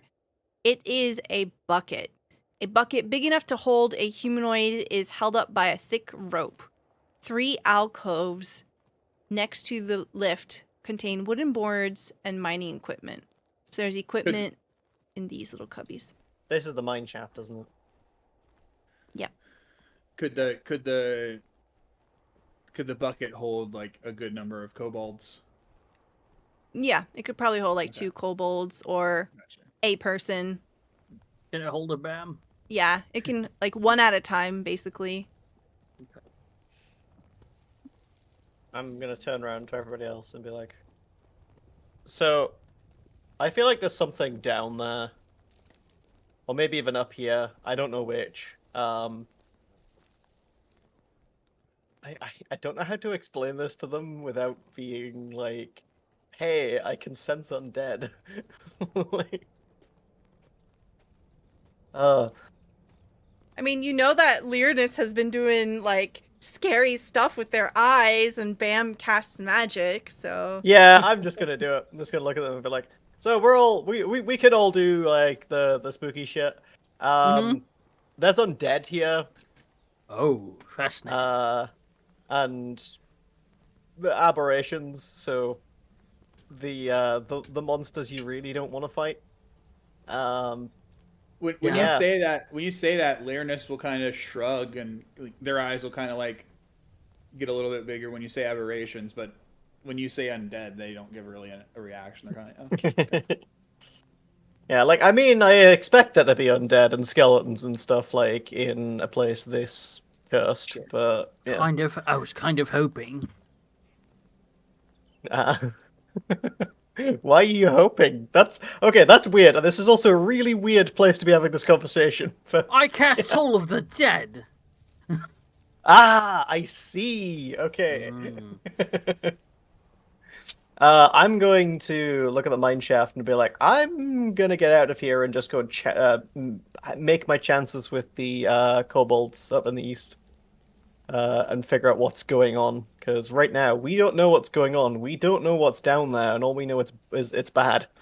Yeah, Learnus is definitely not wanting to take the chance of everyone having to go down one at a time into the mine shaft. Yep. Like that just sounds like a bad time, and so much could go wrong. Mm-hmm. So I'm definitely gonna follow. I do feel like if we leave these kobolds to it, when we come back to go down the mine shaft, there's gonna be no path left. And we're gonna have to, like, swing or something. With your nat 20, you know it's going to take them a while. Like, above game, you don't have to worry about this. Okay. Yeah, and as just as insurance, they have some lunch they need to eat too. So like they're gonna be a while. Okay. Yeah, I'm gonna start heading back and just be like, yeah, I don't think we should go down that, like, without knowing what's going on. I know that a bunch of stuff is up towards the eastern path when we came in, so the big fork on the left. I'm just gonna backtrack. Okay. Clay will follow. Is Leonis coming too? Yeah.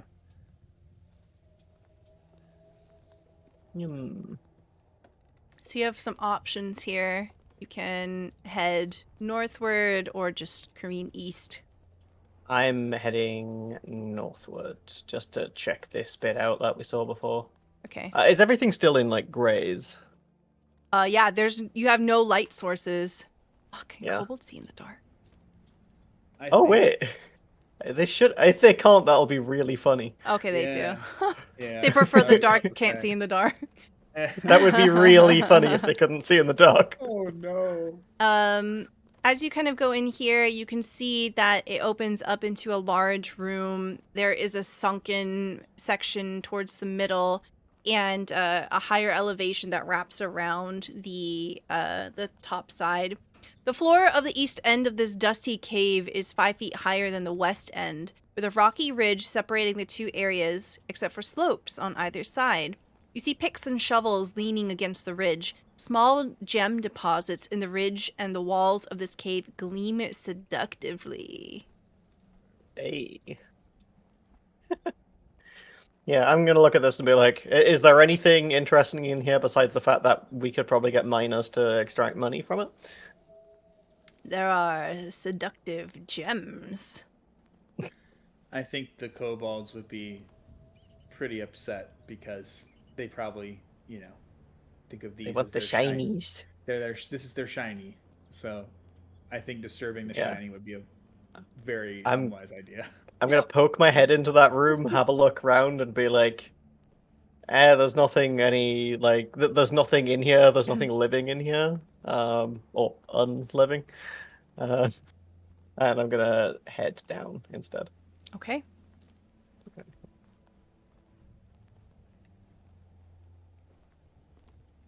Like, I see nothing.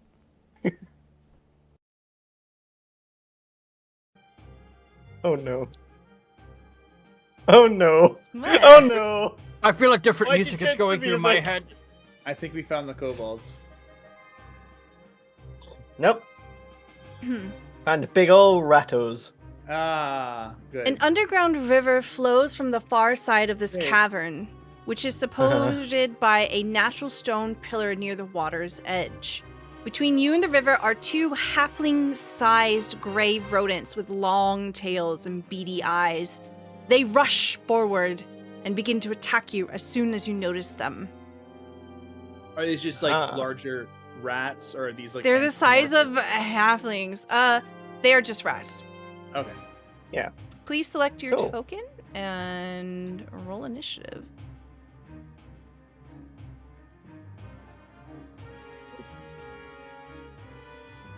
Oh, bam. You'll have to either choose this spot here or move Yeah, back I was here. just trying to move over real quick to click the token. Yep, sorry. No worries. I'll move right there. I need to roll it again. Yay. Count. Oh. Fuck. Hey, that's actually really interesting. I've never seen turn order in Roll20. Oh, really? Hey. Well, welcome to turn order. Yeah. um, And they can't surprise me, because I have alert. okay. Nice. So, top of the order is going to be Lyrinus with a 22. What do you want to do? There are abnormally sized rats heading straight for you and your companions. Okay. 5, 10, 15. I'm gonna move past my companions to get to this spot. And I'm just gonna let me see. Does that read the spell? 120. Okay. So I am going to cast Eldritch Blast at that rat closest to me. I am level 3. Went ahead and changed everything now, so my Eldritch Blast now has agonizing and repelling effects. Excellent. We'll say for the purposes of things just being easier in combat, this rat here has red eyes and this one has golden eyes. Okay. Nice. So I will be Eldritch Blasting, or attempting to Eldritch Blast, the red-eyed ratto. Okay. Go ahead and roll. 25 absolutely is a hit. Yeah. Okay.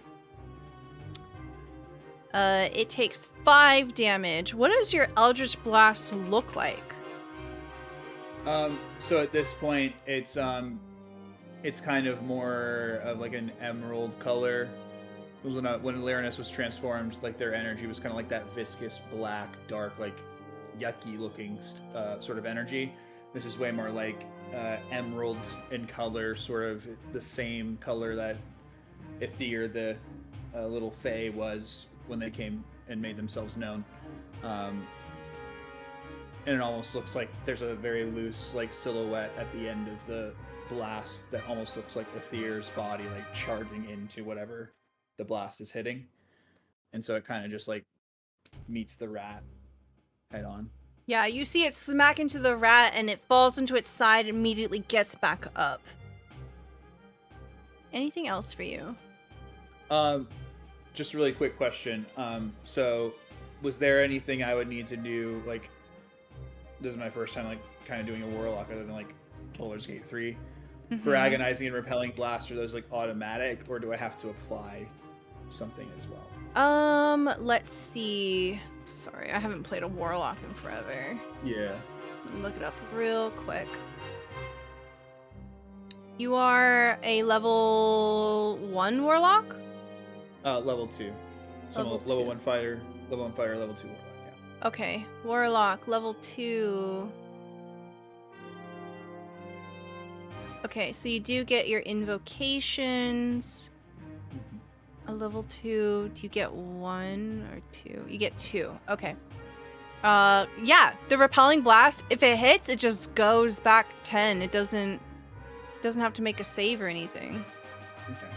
Okay. You see it hit the water here, and then it disappears into the rushing river. Okay. And then the other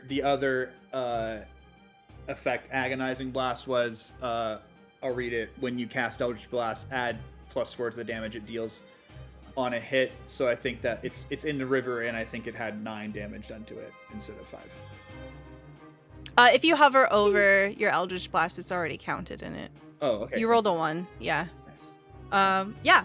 You see your Eldritch Blast smash into the rat, and the rat smacks against the back wall there, and then disappears into the water. Okay. Is that your turn? Yeah. Okay. Emmeline, it's your turn now. Cool. I'm going to head up ahead, and I'm going to shoot this thing, probably dead, hopefully. Okay. My attack count.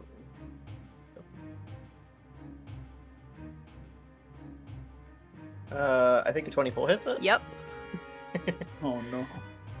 And then I'm gonna roll damage. So that is 11 plus Dreadful Strikes. Tell me what this looks like. Oh, sorry, yeah. Only take the first one of that. Yeah, so I hit it for 14 damage. Basically, I just step out in front of this thing after seeing the other one just get splattered against the wall, and I just I just knock an arrow at it as it's running towards me, and it's running towards me quite fast, and it changes direction, or rather changes the direction it's moving very, very quickly as an arrow goes straight through its head and basically carries on with the rat on it going past. The keen among you will also notice that did psychic damage to it, so yeah. There's the silence that washes over. Well, not really. You hear the rushing of the river. Yeah, it's really loud in here, actually. You see that the water's coming from cracks inside the mountain. An underground river is the source of this water here, and it pools, and then it empties out into the waterfall to the south. As they are both felled, you notice that the water here is not frozen.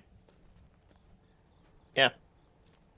We're underground, so it should make sense, but every other source of water up top needs to be melted before you can do anything. I would like to, I don't know if it would be investigation or survival. I'd like to kind of roll to see if the area suggests that, the kobolds have been down here. Maybe they were bringing the rats food, were these kind of the kobolds' pets. Okay, go ahead and roll investigation. I'd like to use a nat 20, please. Okay, yeah. That was a nat one. As you roll a nat 20, there are no signs of kobolds doing anything. You don't really find any scraps of food here.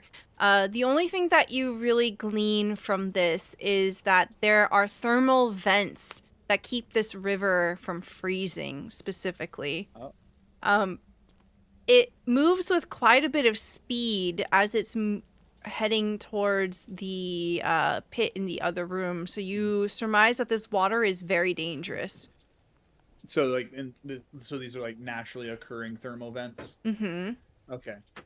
Yeah. So I'm gonna basically kind of tell everyone, don't just haphazardly touch the water. It's very, very hot. It'll probably scald you. I Oh, wouldn't dear. say that it's that hot, but Oh, it's okay, enough okay. to not freeze over. Gotcha. Yeah. I'm just looking at this, realizing we've just done a complete circle. I'm just like, we have to do the mine shaft, don't we? Unfortunately, yeah. I like think that's. grimace. I don't like it either. Okay. And I'm gonna honestly at this point, like, instead of like doing anything kind of rushing, I'm just walking back to the other bit. Like at this point I'm like, there's nothing else up here. I'm just gonna walk towards it, like caring a bit less and also really dreading going down there. As the group of you begin to make your way towards the bucket pulley system, I think this will be a great time for us to take a quick break. So we will be back in about 5 minutes. Please join us in doing some stretchies, grabbing a drink or a snack, and we'll be back here soon. We're back, everybody. Bye. So the group of you make your way back towards this pit, this bucket lift. You see the two kobolds still have not moved. The food you've left out, Learness, untouched. They continue sawing away at the wood here.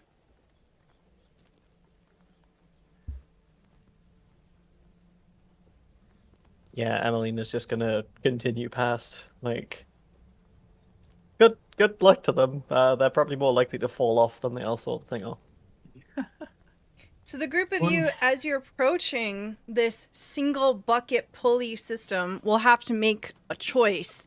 Who goes first? I mean, Rock, paper, scissors? Oh. I'm good to go first to test the durability of it. If I can take someone like me down, it should be fine. It looks sturdy. Bam, you feel that it will definitely hold you. Yes, this is a very sturdy mechanism. I think we'll be fine. And then Bam will figure out whatever to do to activate it to drag it down. Okay. You sit on the bucket. You kind of straddle the rope and you begin to slowly lower yourself down. Mm-hmm. Wait, there's a better one. Wrong computer. Hold on. Okay. The group of you hear the ooh-ee, ooh-ee, ooh-ee of the pulley system as Bam slowly disappears into the darkness. Like a ghost.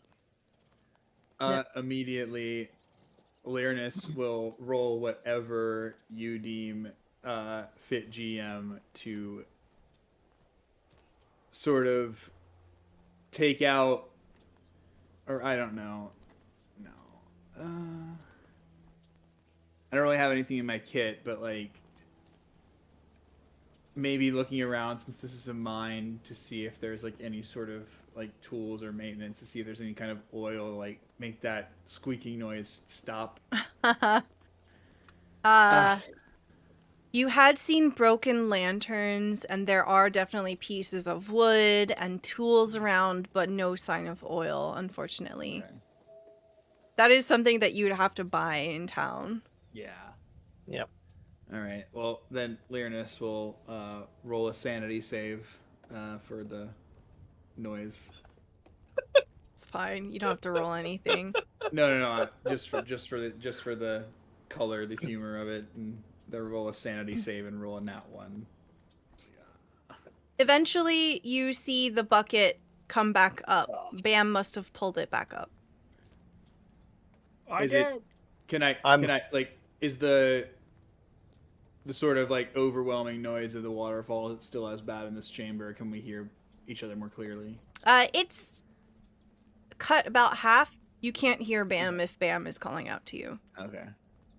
I'm fully expecting Bam to be like tied up by kobolds at this point. Well, the bucket has Gesturing. returned, whatever that means to you. Hey, what are you all doing here? No. I'll defer to Emmy and say, would you like to go? After you. All right. And Lyrinus will very nervously kind of get into the bucket and try to like make themselves as like compact as possible, like intentionally so. Athletics check. Oh, Like, you don't I'm- need I'm it. like- You can fit in You just I fine. know. Okay, but Yeah. I'm like kind of purposely trying to like, get into the bucket and like just get really like centered because like Lyrinus is scared to death that this thing will buckle underneath their body. They're not like Lyrinus is not quite as tall as me, but a little bit shorter. They're like 6'2" ish. So like they're a larger person and kind of nervous. Even though I think Bam is about the same size, if not taller. Lyrinus is kind of nervous about That's stability. part of the reason Bam went Yeah. first, so you can see how stabilityable it is. Despite that, Lyrinus is still like nervous and is just kind of like, okay, we gotta get. That's They're fair. Their That's fair. intelligence is 8, so they don't know anything about like physics, but they're just like trying to get like So Lyrinus descends into the darkness, and Mhm. eventually the bucket comes back up. Emmy, All right, you get buddy. a choice of going or sending Clay. I'm gonna send Clay. Okay. Clay gets on, also disappears. Is there anything special you want to do? The second he disappears, I'm Okay. going to shapeshift into a kobold. Oh my god. Okay. Can you change your size? Because the kobolds are small classification. Medium or small? Okay. nice. You're a kobold now. Nice. Cool. Except I don't change my clothing or anything, so I've like got it in a neat pile over in the corner. So I'm just like kobold now. Oh, okay. And I'm gonna go over to the ones on the saw, and I'm gonna like head on the bridge, the ones sawing the bridge. Mm-hmm. And I'm gonna go over and I'm gonna be like, so what's up? What job we doing? So it's you have to yell because of Yeah. the waterfall there. As they turn their heads to look towards you, they look you up and down, but they continue sawing. They do respond, however. They say, "Look," they're also shouting back at you. "Look, we've got to take this down as soon as possible. Boss's orders, no interruptions." Just sawing. Oh. Isn't that right, Scorp? Yeah, Thwip. Love it. Just love it. Oh. Wait, I God, don't think I what was I gonna- recognize you. What's your That's name? Scratch. Scratch? That's Scratch. Oh. Yeah. Okay. just sawing away. Okay, what's that supposed to mean? What? I can't hear you. I'm gonna crap. Whereabouts is boss? I need to go and talk to them. I thought they were up here. Oh. Trex is on the 3rd level. Okay. Do I go back down? Yeah. Okay. And I'm gonna go back. Shapeshifting is an action to cast, so I could do it back, like whatever. Okay. And as you're leaving, one of them, the one that was called Scorp, says, "Bring back more slaws." Okay. Anything else you want to I do? was so tempted. I was so tempted to get them a saw that was like deliberately broken and be like, I got you a better one. On this level, unfortunately, there are no other saws that you've seen. You've seen lots of pickaxes. Actually, no, I'm lying. If you wanted to get a saw, you'd have to go all the way back to the front because there were Oh, tool no. racks. That's too much effort. I'm gonna, just to make sure like it doesn't seem like I'm taking a little too long, I'm going to head back, shapeshift back to Emmeline, and put my clothes back on. Mm-hmm.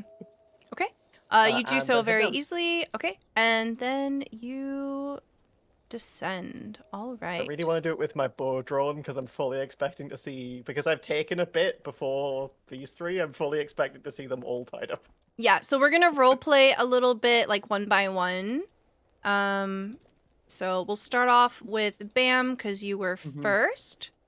Bam, as you descend down into the deeper level here,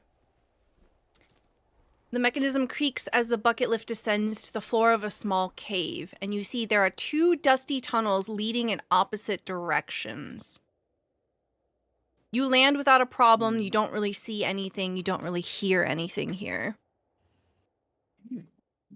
Is there Gosh. anything that you would have wanted to do? Do you just lift up the bucket? What's the vibe? Bam kind of will look around. Nothing there. Okie dokie. And then Bam will lift up the bucket. And then he'll kind of stand around and wait for the others to show up before making a decision of which way to go. But he'll keep a lookout. If anything suspicious comes by or whatever, he'll be on a little bit of an alert. But Okay.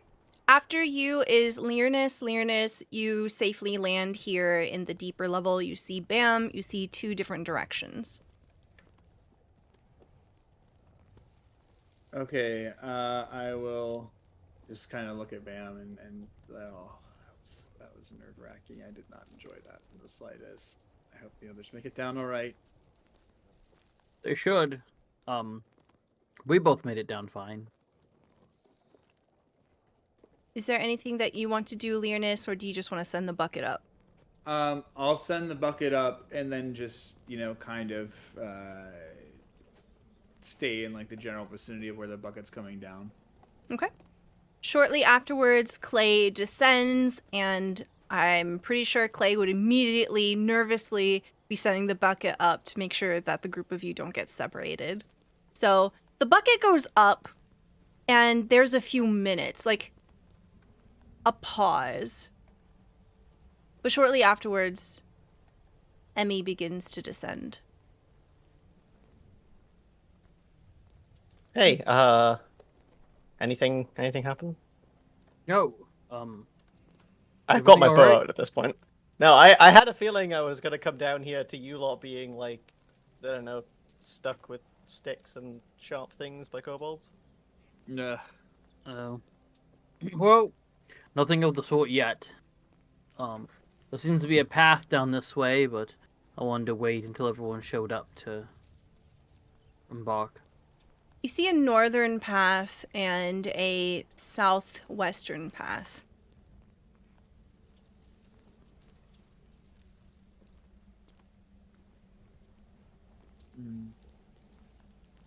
I'm so tempted to split the party here. You can do whatever you want. Yeah, You got Learnus- Clay. Yeah, I'm gonna say I think we should take the north path. I'm good with that. I don't mind either way. All right. I'm honestly like more ground to cover, but yeah, are there any kobold tracks here? I'm assuming they're going both directions. Roll me an investigation check. Okie dokie.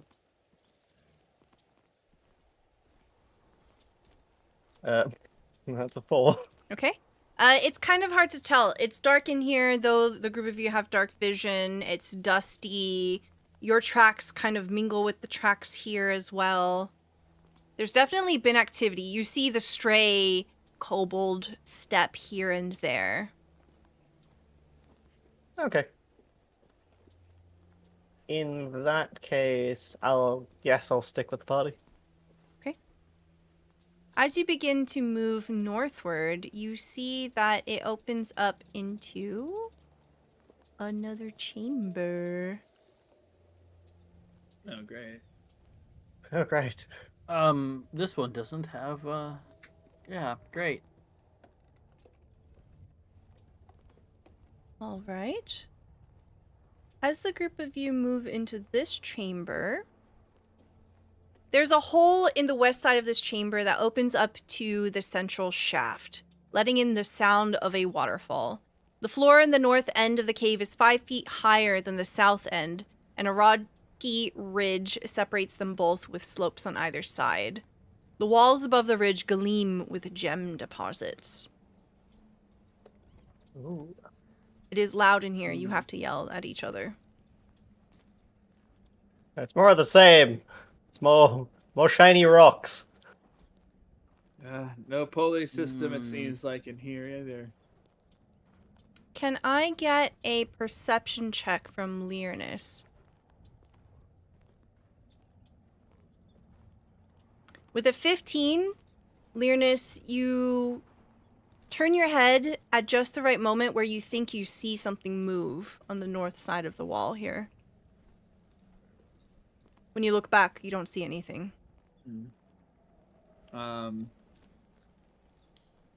I will let me see. Do I have a?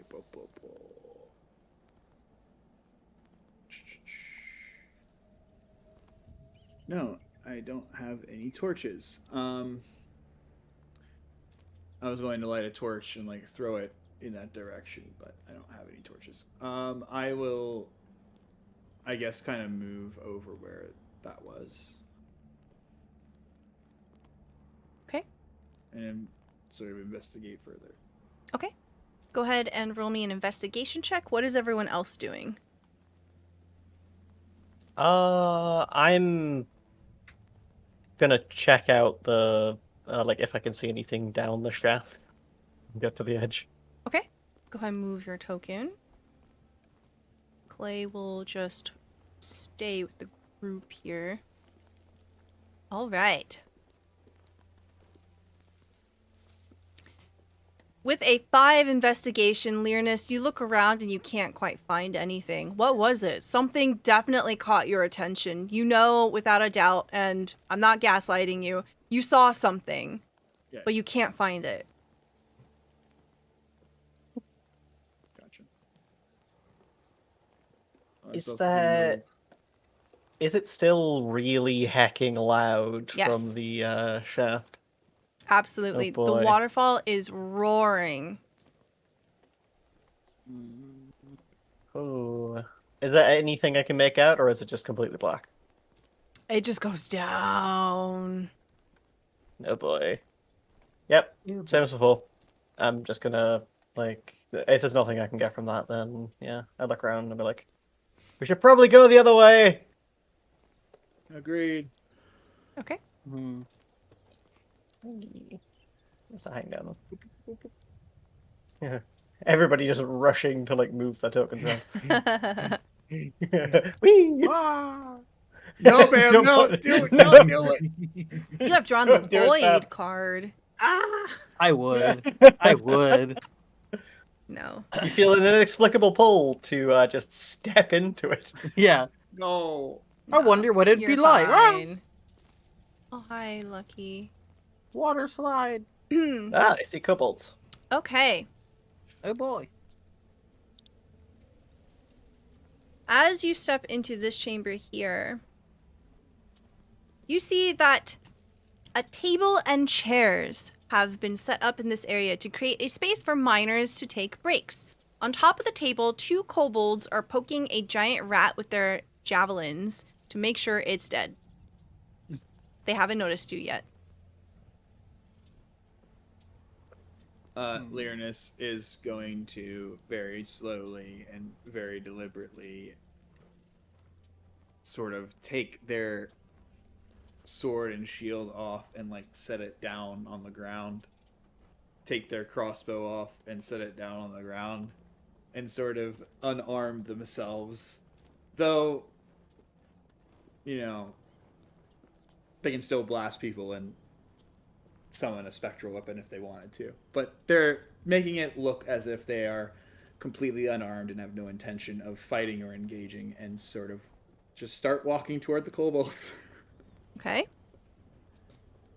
As you begin to approach the kobolds, they both scream in absolute terror, and they lift up their javelins trying to ward you back.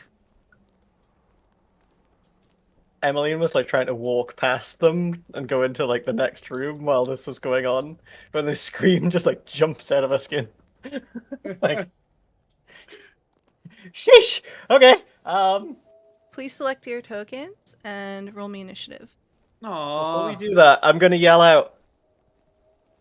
I'm gonna be like, "Hey, we're looking for Trex. We're looking for Trex, okay?" Okay. I want to say that. Okay. Good to know. Wow, they both rolled 3s. That's so funny. Wow.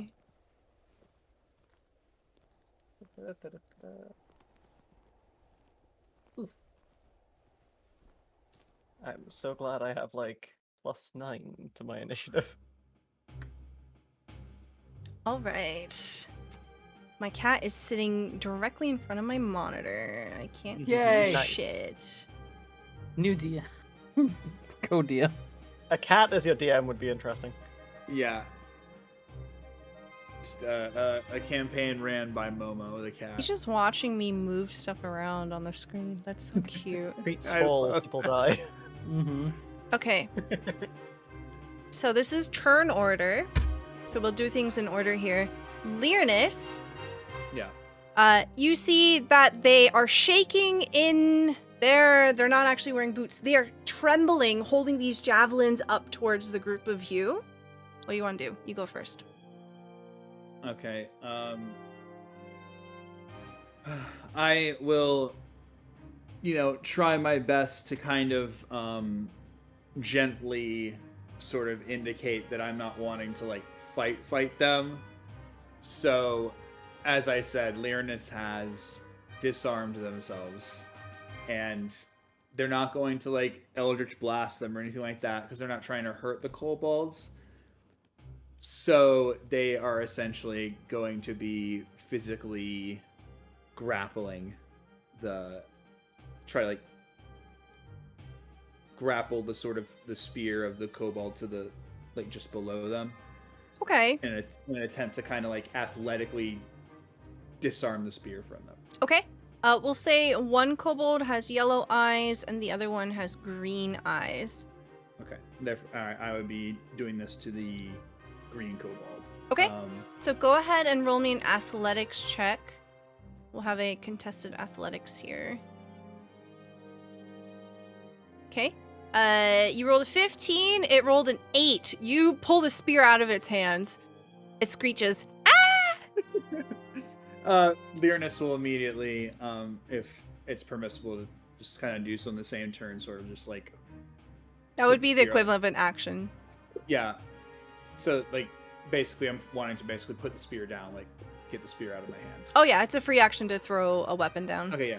So yeah, Learnus will kind of like kneel to the ground, slide the spear back away from everyone, and sort of like hold up a hand, like not trying to hurt you. And then that I guess that would be the turn. Okay. Emmeline, it's your turn. Oh. Do we good cop, bad cop here? I was so tempted to like go over to the next one with my bow drawn and just be like, "You should." Nah, I'm not. Since I've already yelled at Trex, I'm gonna walk over towards this one. Also, kind of stopping it if it wants to run away. And I'll be like, "We're not here to hurt you, okay?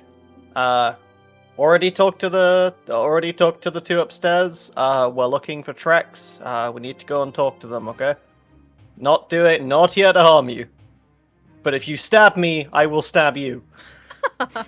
Okay. Yeah. If you want, you can roll a persuasion check. This will take an action.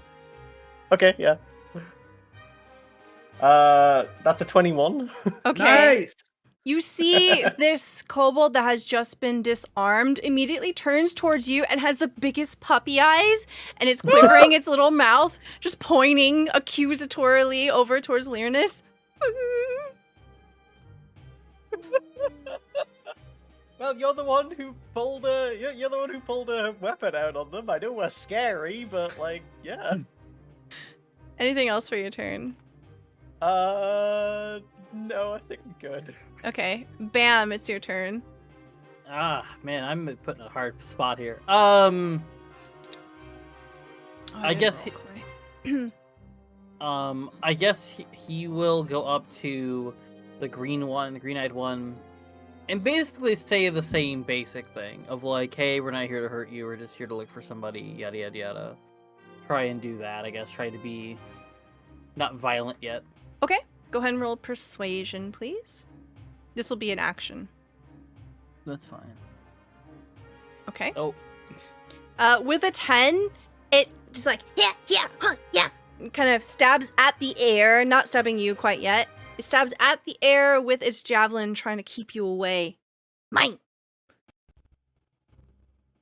I'm not trying to take what's yours, I swear. Okay. It's now their turn. This one here is going to try to... It uses its action with disengage, and you see it slide between Lyrinus's legs, and it begins to run away. If it disengages, is it immune to opportunity attacks from everybody who it goes first? Yeah, its entire turn. Okay, yeah. So that one slips away. This one here, you see it pulls away from Lyrinus, and it hides behind Emmy. It just keeps pointing at Lyrinus. Took my stick! Yeah, they kind of tend to like the things. It's why they like shiny things. They say, "Oh, this is mine." Yeah, I turn around to the thing and goes, "What's your name, by the way?" Grek. Crack or crack? Grek. Grek. Grek. Correct. It's a very kobold name. M. Kobold. Yeah. I was talking. Wait, I would remember the two upstairs. What were their names again? Their names were Scorp and Thwip. Scorp and Thwip. Yeah. So, Scorp and Thwip are up top, trying to do work. I just had a talk with them. They said that they said the boss's track, and we should go and talk to them for anything. But they're doing jobs up there. So how do we get to level 3? They just point the direction the other kobold sprinted off. And you see their head turn back towards the dead rat, and it licks its lips. Ah, okay. I'm gonna pick up its pointy stick, like from the floor behind it, and be like, You "Here grab you your go," hands and at then the walk air. off. Yeah, as it snatches it out of your hands, and then it like covets it against its chest, and it huddles into this corner here, narrowing its eyes at Lyrinus. I was also tempted to do something in the other rooms and get some gemstones so I could give them shiny rocks. Lyrinus will sort of like get on their knees or crouch down and like make themselves not as big and sort of approach the kobold like very slowly, like you would like a pet or a child that's like deciding if it trusts you. And As you try to get closer, it stabs at the air with the javelin. Lyrinus sort of like Maybe takes just out- leave it. Lyrinus sort of takes out like a spice, like something like whatever like the Faerun version of Italian seasoning would be, and sort of like put it on the ground and say, "Sorry for take stick."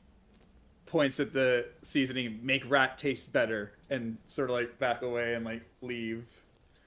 You see that its little tail like kind of just like flicks the whatever it is towards itself, and it just continues stabbing the air with the spear. Back. Okay, sorry. All right, what's the plan? So I'm still reeling from the Faerun version of Italian seasoning. Yeah, that was pretty good. Yeah. That's so funny. So It makes everything taste better. I will let you know, Lyrinus, that spices are really hard to get a hold of out here. Yeah. So that's like the equivalent of like 1 gold worth of something. Oh no, I'm absolutely willing to subtract 1 gold if you want. Okay. If it's for the RP. Yeah. Leonis is gonna be so broke by the end of this. Oh no, and that's my intention is like above table really quick as a character, like they're moving from place to place and kind of like taking on different jobs, so they're like living paycheck to paycheck in a way, but comfortably. Mm-hmm. Like they're not hurting for money, Yeah. but they have no qualms about spending it either. Yeah. You would know that Icewind Dale, especially because you've been here for a while now, that it's desolate. Things are very difficult to get a hold of. But yeah, as you're looking at this pathway that heads northward, it's more of the same. It bends to the east. Bam. Be wrapping around the central. Yes. What are you doing? How are you feeling? You've witnessed all of this chaos. Bam's kind of happy for once that things have been so far not immediately violence. Because I mean, there's been times he's negotiated and gotten his way out of stuff before, so he's pretty happy. He's also sort of thinking of taking Emmeline's idea of like possibly snatching a few of these shiny rocks, shiny things, and kind of using it as like, here you go, here's a shiny, don't stab me. So that's probably what he's going to do. He's probably going to go up here to there's probably a little bit more space to do it up here. Just go in there and grab, I don't know, a handful, maybe like 5, 6, if that's okay. So there are pickaxes everywhere, so you can definitely pick one up and start to try to smack the wall. Very quickly, as you start doing this, you realize it's going to take a lot of time. You can't just remove them from the wall. Like, it's a physical job. It'll take you about an hour to remove any gems from the wall. I don't think the gems are going to come up pretty easily. I don't know if this is the best idea. For shiny. I mean, we might find some that they haven't brought up top yet. Okay, well. Might be able to give them if you find anything. So that one seems to really like its stick. Yeah, I'm gonna like turn around and be like, full disclosure, the reason I took so long is I was trying to talk to the two up top. They told me their names and they told me their leader's called Trek. Yes, that's what I was gathering when you were talking about Shrek. Yeah, their leader's called Trex, or their boss is called Trex. I have no idea what that means. Like, I genuinely have no idea what that means. And they're on level 3. I'm assuming we're on, like, not level 3. Yeah, we're on level... I assume if up top is 1, this is 2, and then under us is 3. So yeah, there must be another way down. As you round the corner, you can see that it gently slopes downward here. Oh, it's doing a spiral around the central bit. Hey. Oh, so it's the stairs are wrapped around the. Yeah, it's less of stairs, so it's not deliberately hewn, but it is like a slope. It's like a slow descent wrapping around. So I can go down it like a Yeah. Yeah, if you want to slide down it, you definitely can, but... Your butt is going to hurt after that. Hold on. Is that what you want to do? You want to, like, slide down the... No, you know, on second thought. The card has already been drawn. All right. Anything anybody wants to do, or are we descending as a group? Descending, I think. Okay. Let's go. I really hope my mic cooperates with me, because if I do shapeshift back to a kobold, I have a very good kobold voice I want to do. Nice. Okay.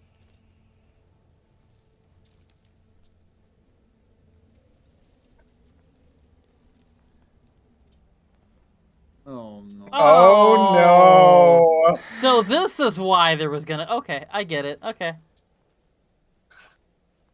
All right. I see. I'm glad I did not slide down this thing.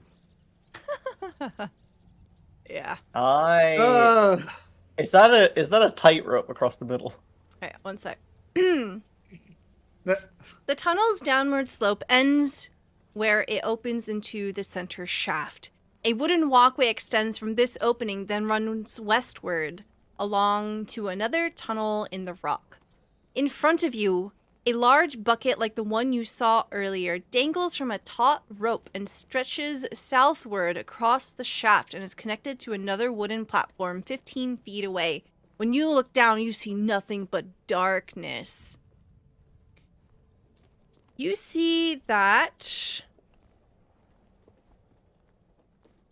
when you look up, the two kobolds are still sawing away above you.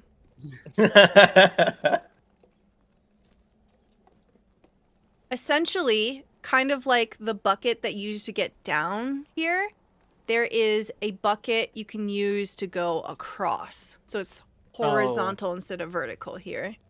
So there is so you don't have to tightrope walk it. You can if you want, but there is a bucket attached to it. Oh, I'm going to use the bucket. There are two tunnels. There's a tunnel to the west, tunnel to the east on the other side, and then there is a small chamber to the south. While if Bam's gonna immediately use the bucket, I'm gonna like check out what's going on here while he's going over. Okay. Oh, I hadn't noticed that other side, but yeah, if there's anything there, let me Okay. know. Lyranus, where are you moving? I'll be kind of on the rope of this side of the bucket thing and sort of like making sure it stays steady while Bam goes across. Okay. So, a couple of things happen. Okay, as Bam Oh. and Lyranus begin to prepare this bucket, Emmeline, you step around the corner. You see, lurking in this dusty tunnel here are 3 skittish-looking kobolds. One of them carries a threadbare satchel and wears a pair of fake dragon wings made of thin wood and tattered cloth.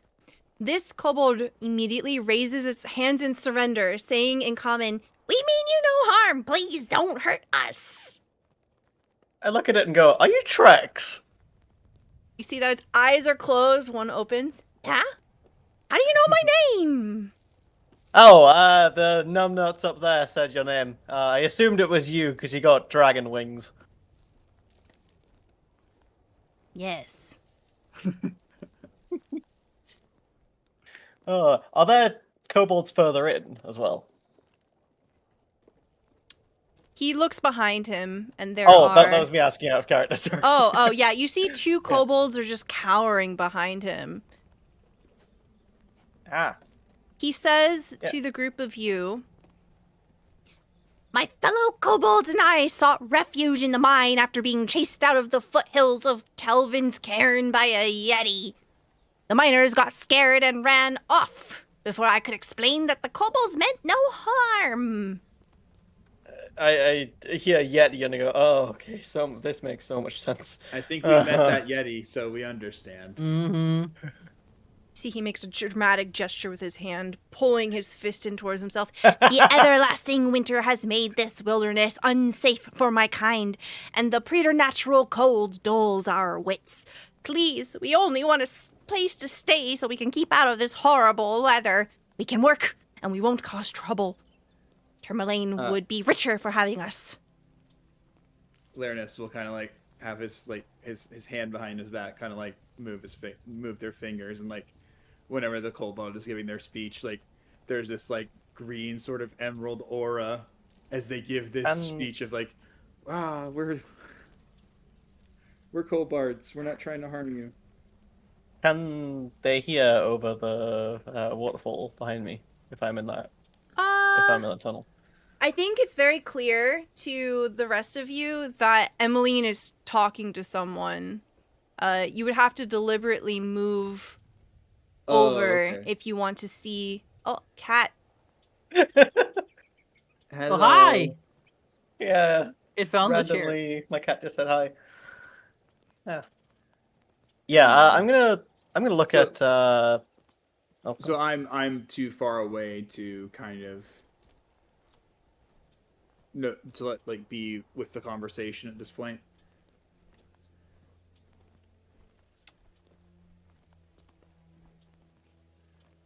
What do you want to do, Bam?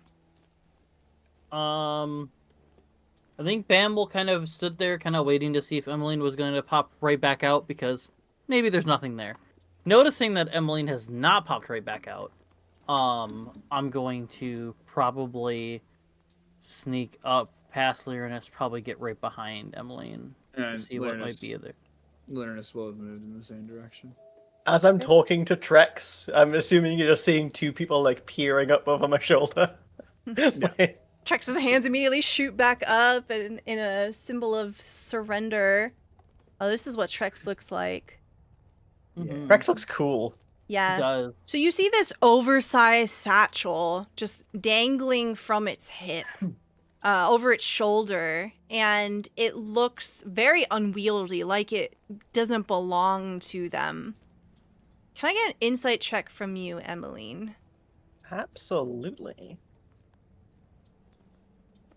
That's a 15 for me. Okay. You know somehow in your gut that Trex is lying to you. As Bam and Lyrinus join the conversation, I'm just gonna bump you forward so you all fit like that.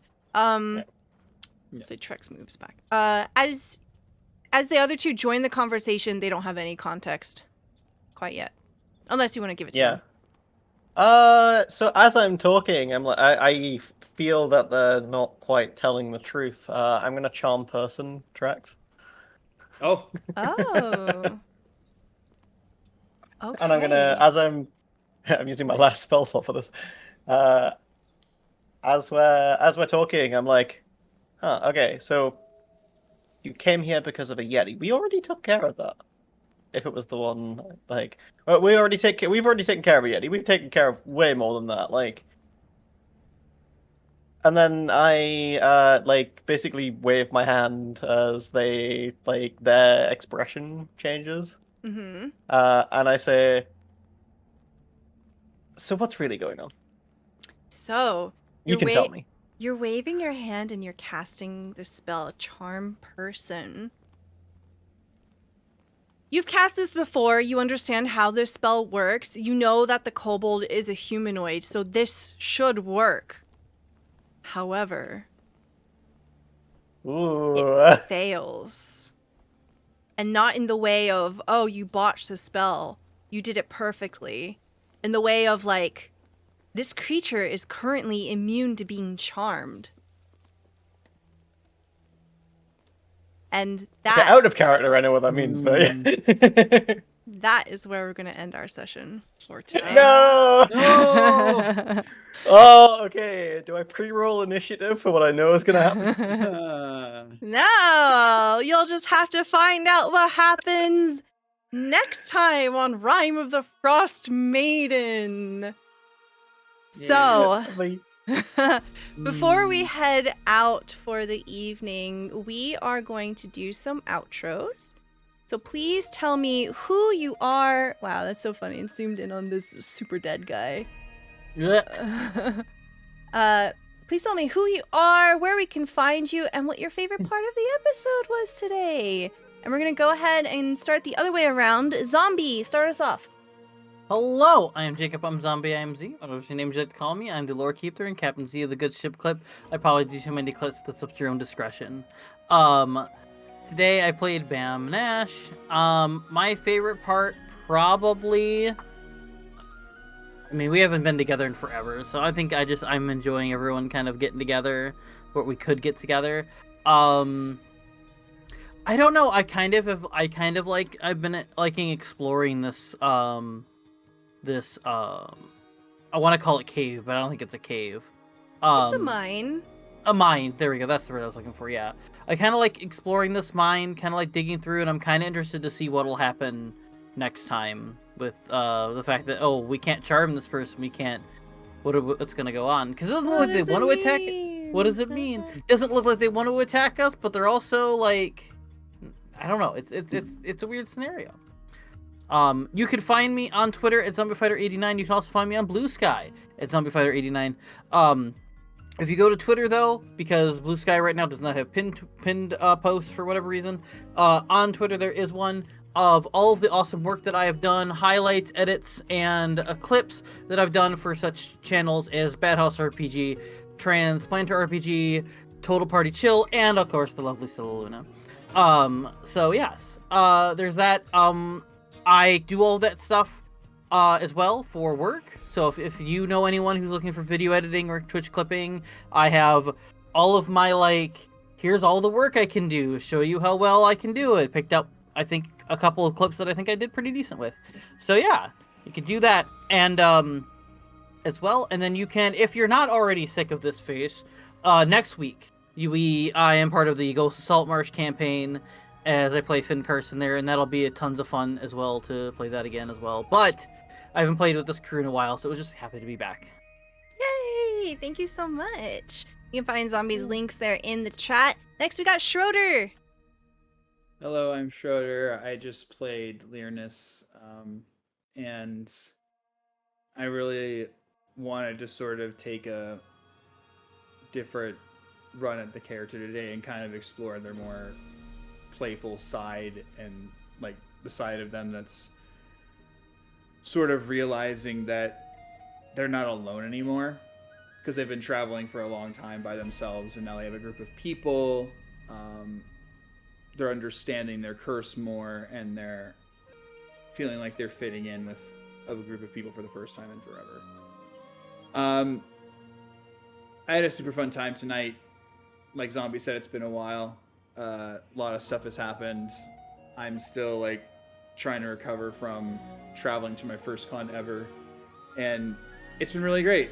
But I'm glad we could do this again, and 2 more weeks, and we get to find out what's happening. Yay! Thank you so much. Unfortunately, James was not able to join us this week, but we hope that they can next time. If you are looking to join a Dungeons & Dragons game, James is currently looking for players, currently hoping to run games for people. He's currently having a hard time with things and is also looking for work. So if you want to play D&D and you're looking for a GM, please check out his Start Playing link there in the chat. Also, Vertigo Cross was unable to join us for this session because he's currently moving. So we hope that V has very safe travels, settles in swiftly, smoothly, all of that, and hope that they can join us next time as well. You can check out the links to both James and V there in the chat. And last but certainly not least, we have Melly. Hi. Hi, I'm MellyVT. I'm a TTRPG player, pretty much exclusively on Twitch now. I played Ina, who is a changeling, but most of the party doesn't know that she's a changeling, which is why she's doing it like all secretive and stuff. I really like that she's getting to actually use that ability, because I've had that since the start.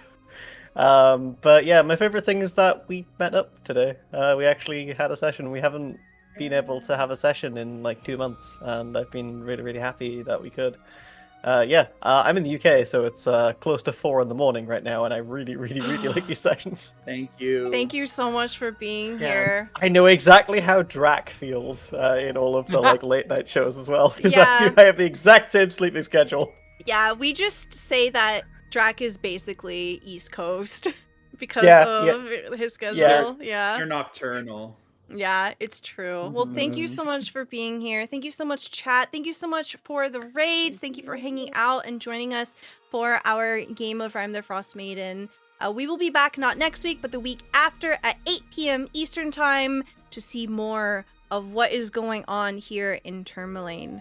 Please have a wonderful rest of your night, and we'll see you next time. Bye, everybody! Bye! Oh, and thank you to all of our Patreons. Because of the Yeah. Patreons, we could do all this shit. So if you want to see what you get for being a Patreon, check out the link in the chat. Okay, bye. Bye! Bye! Bye.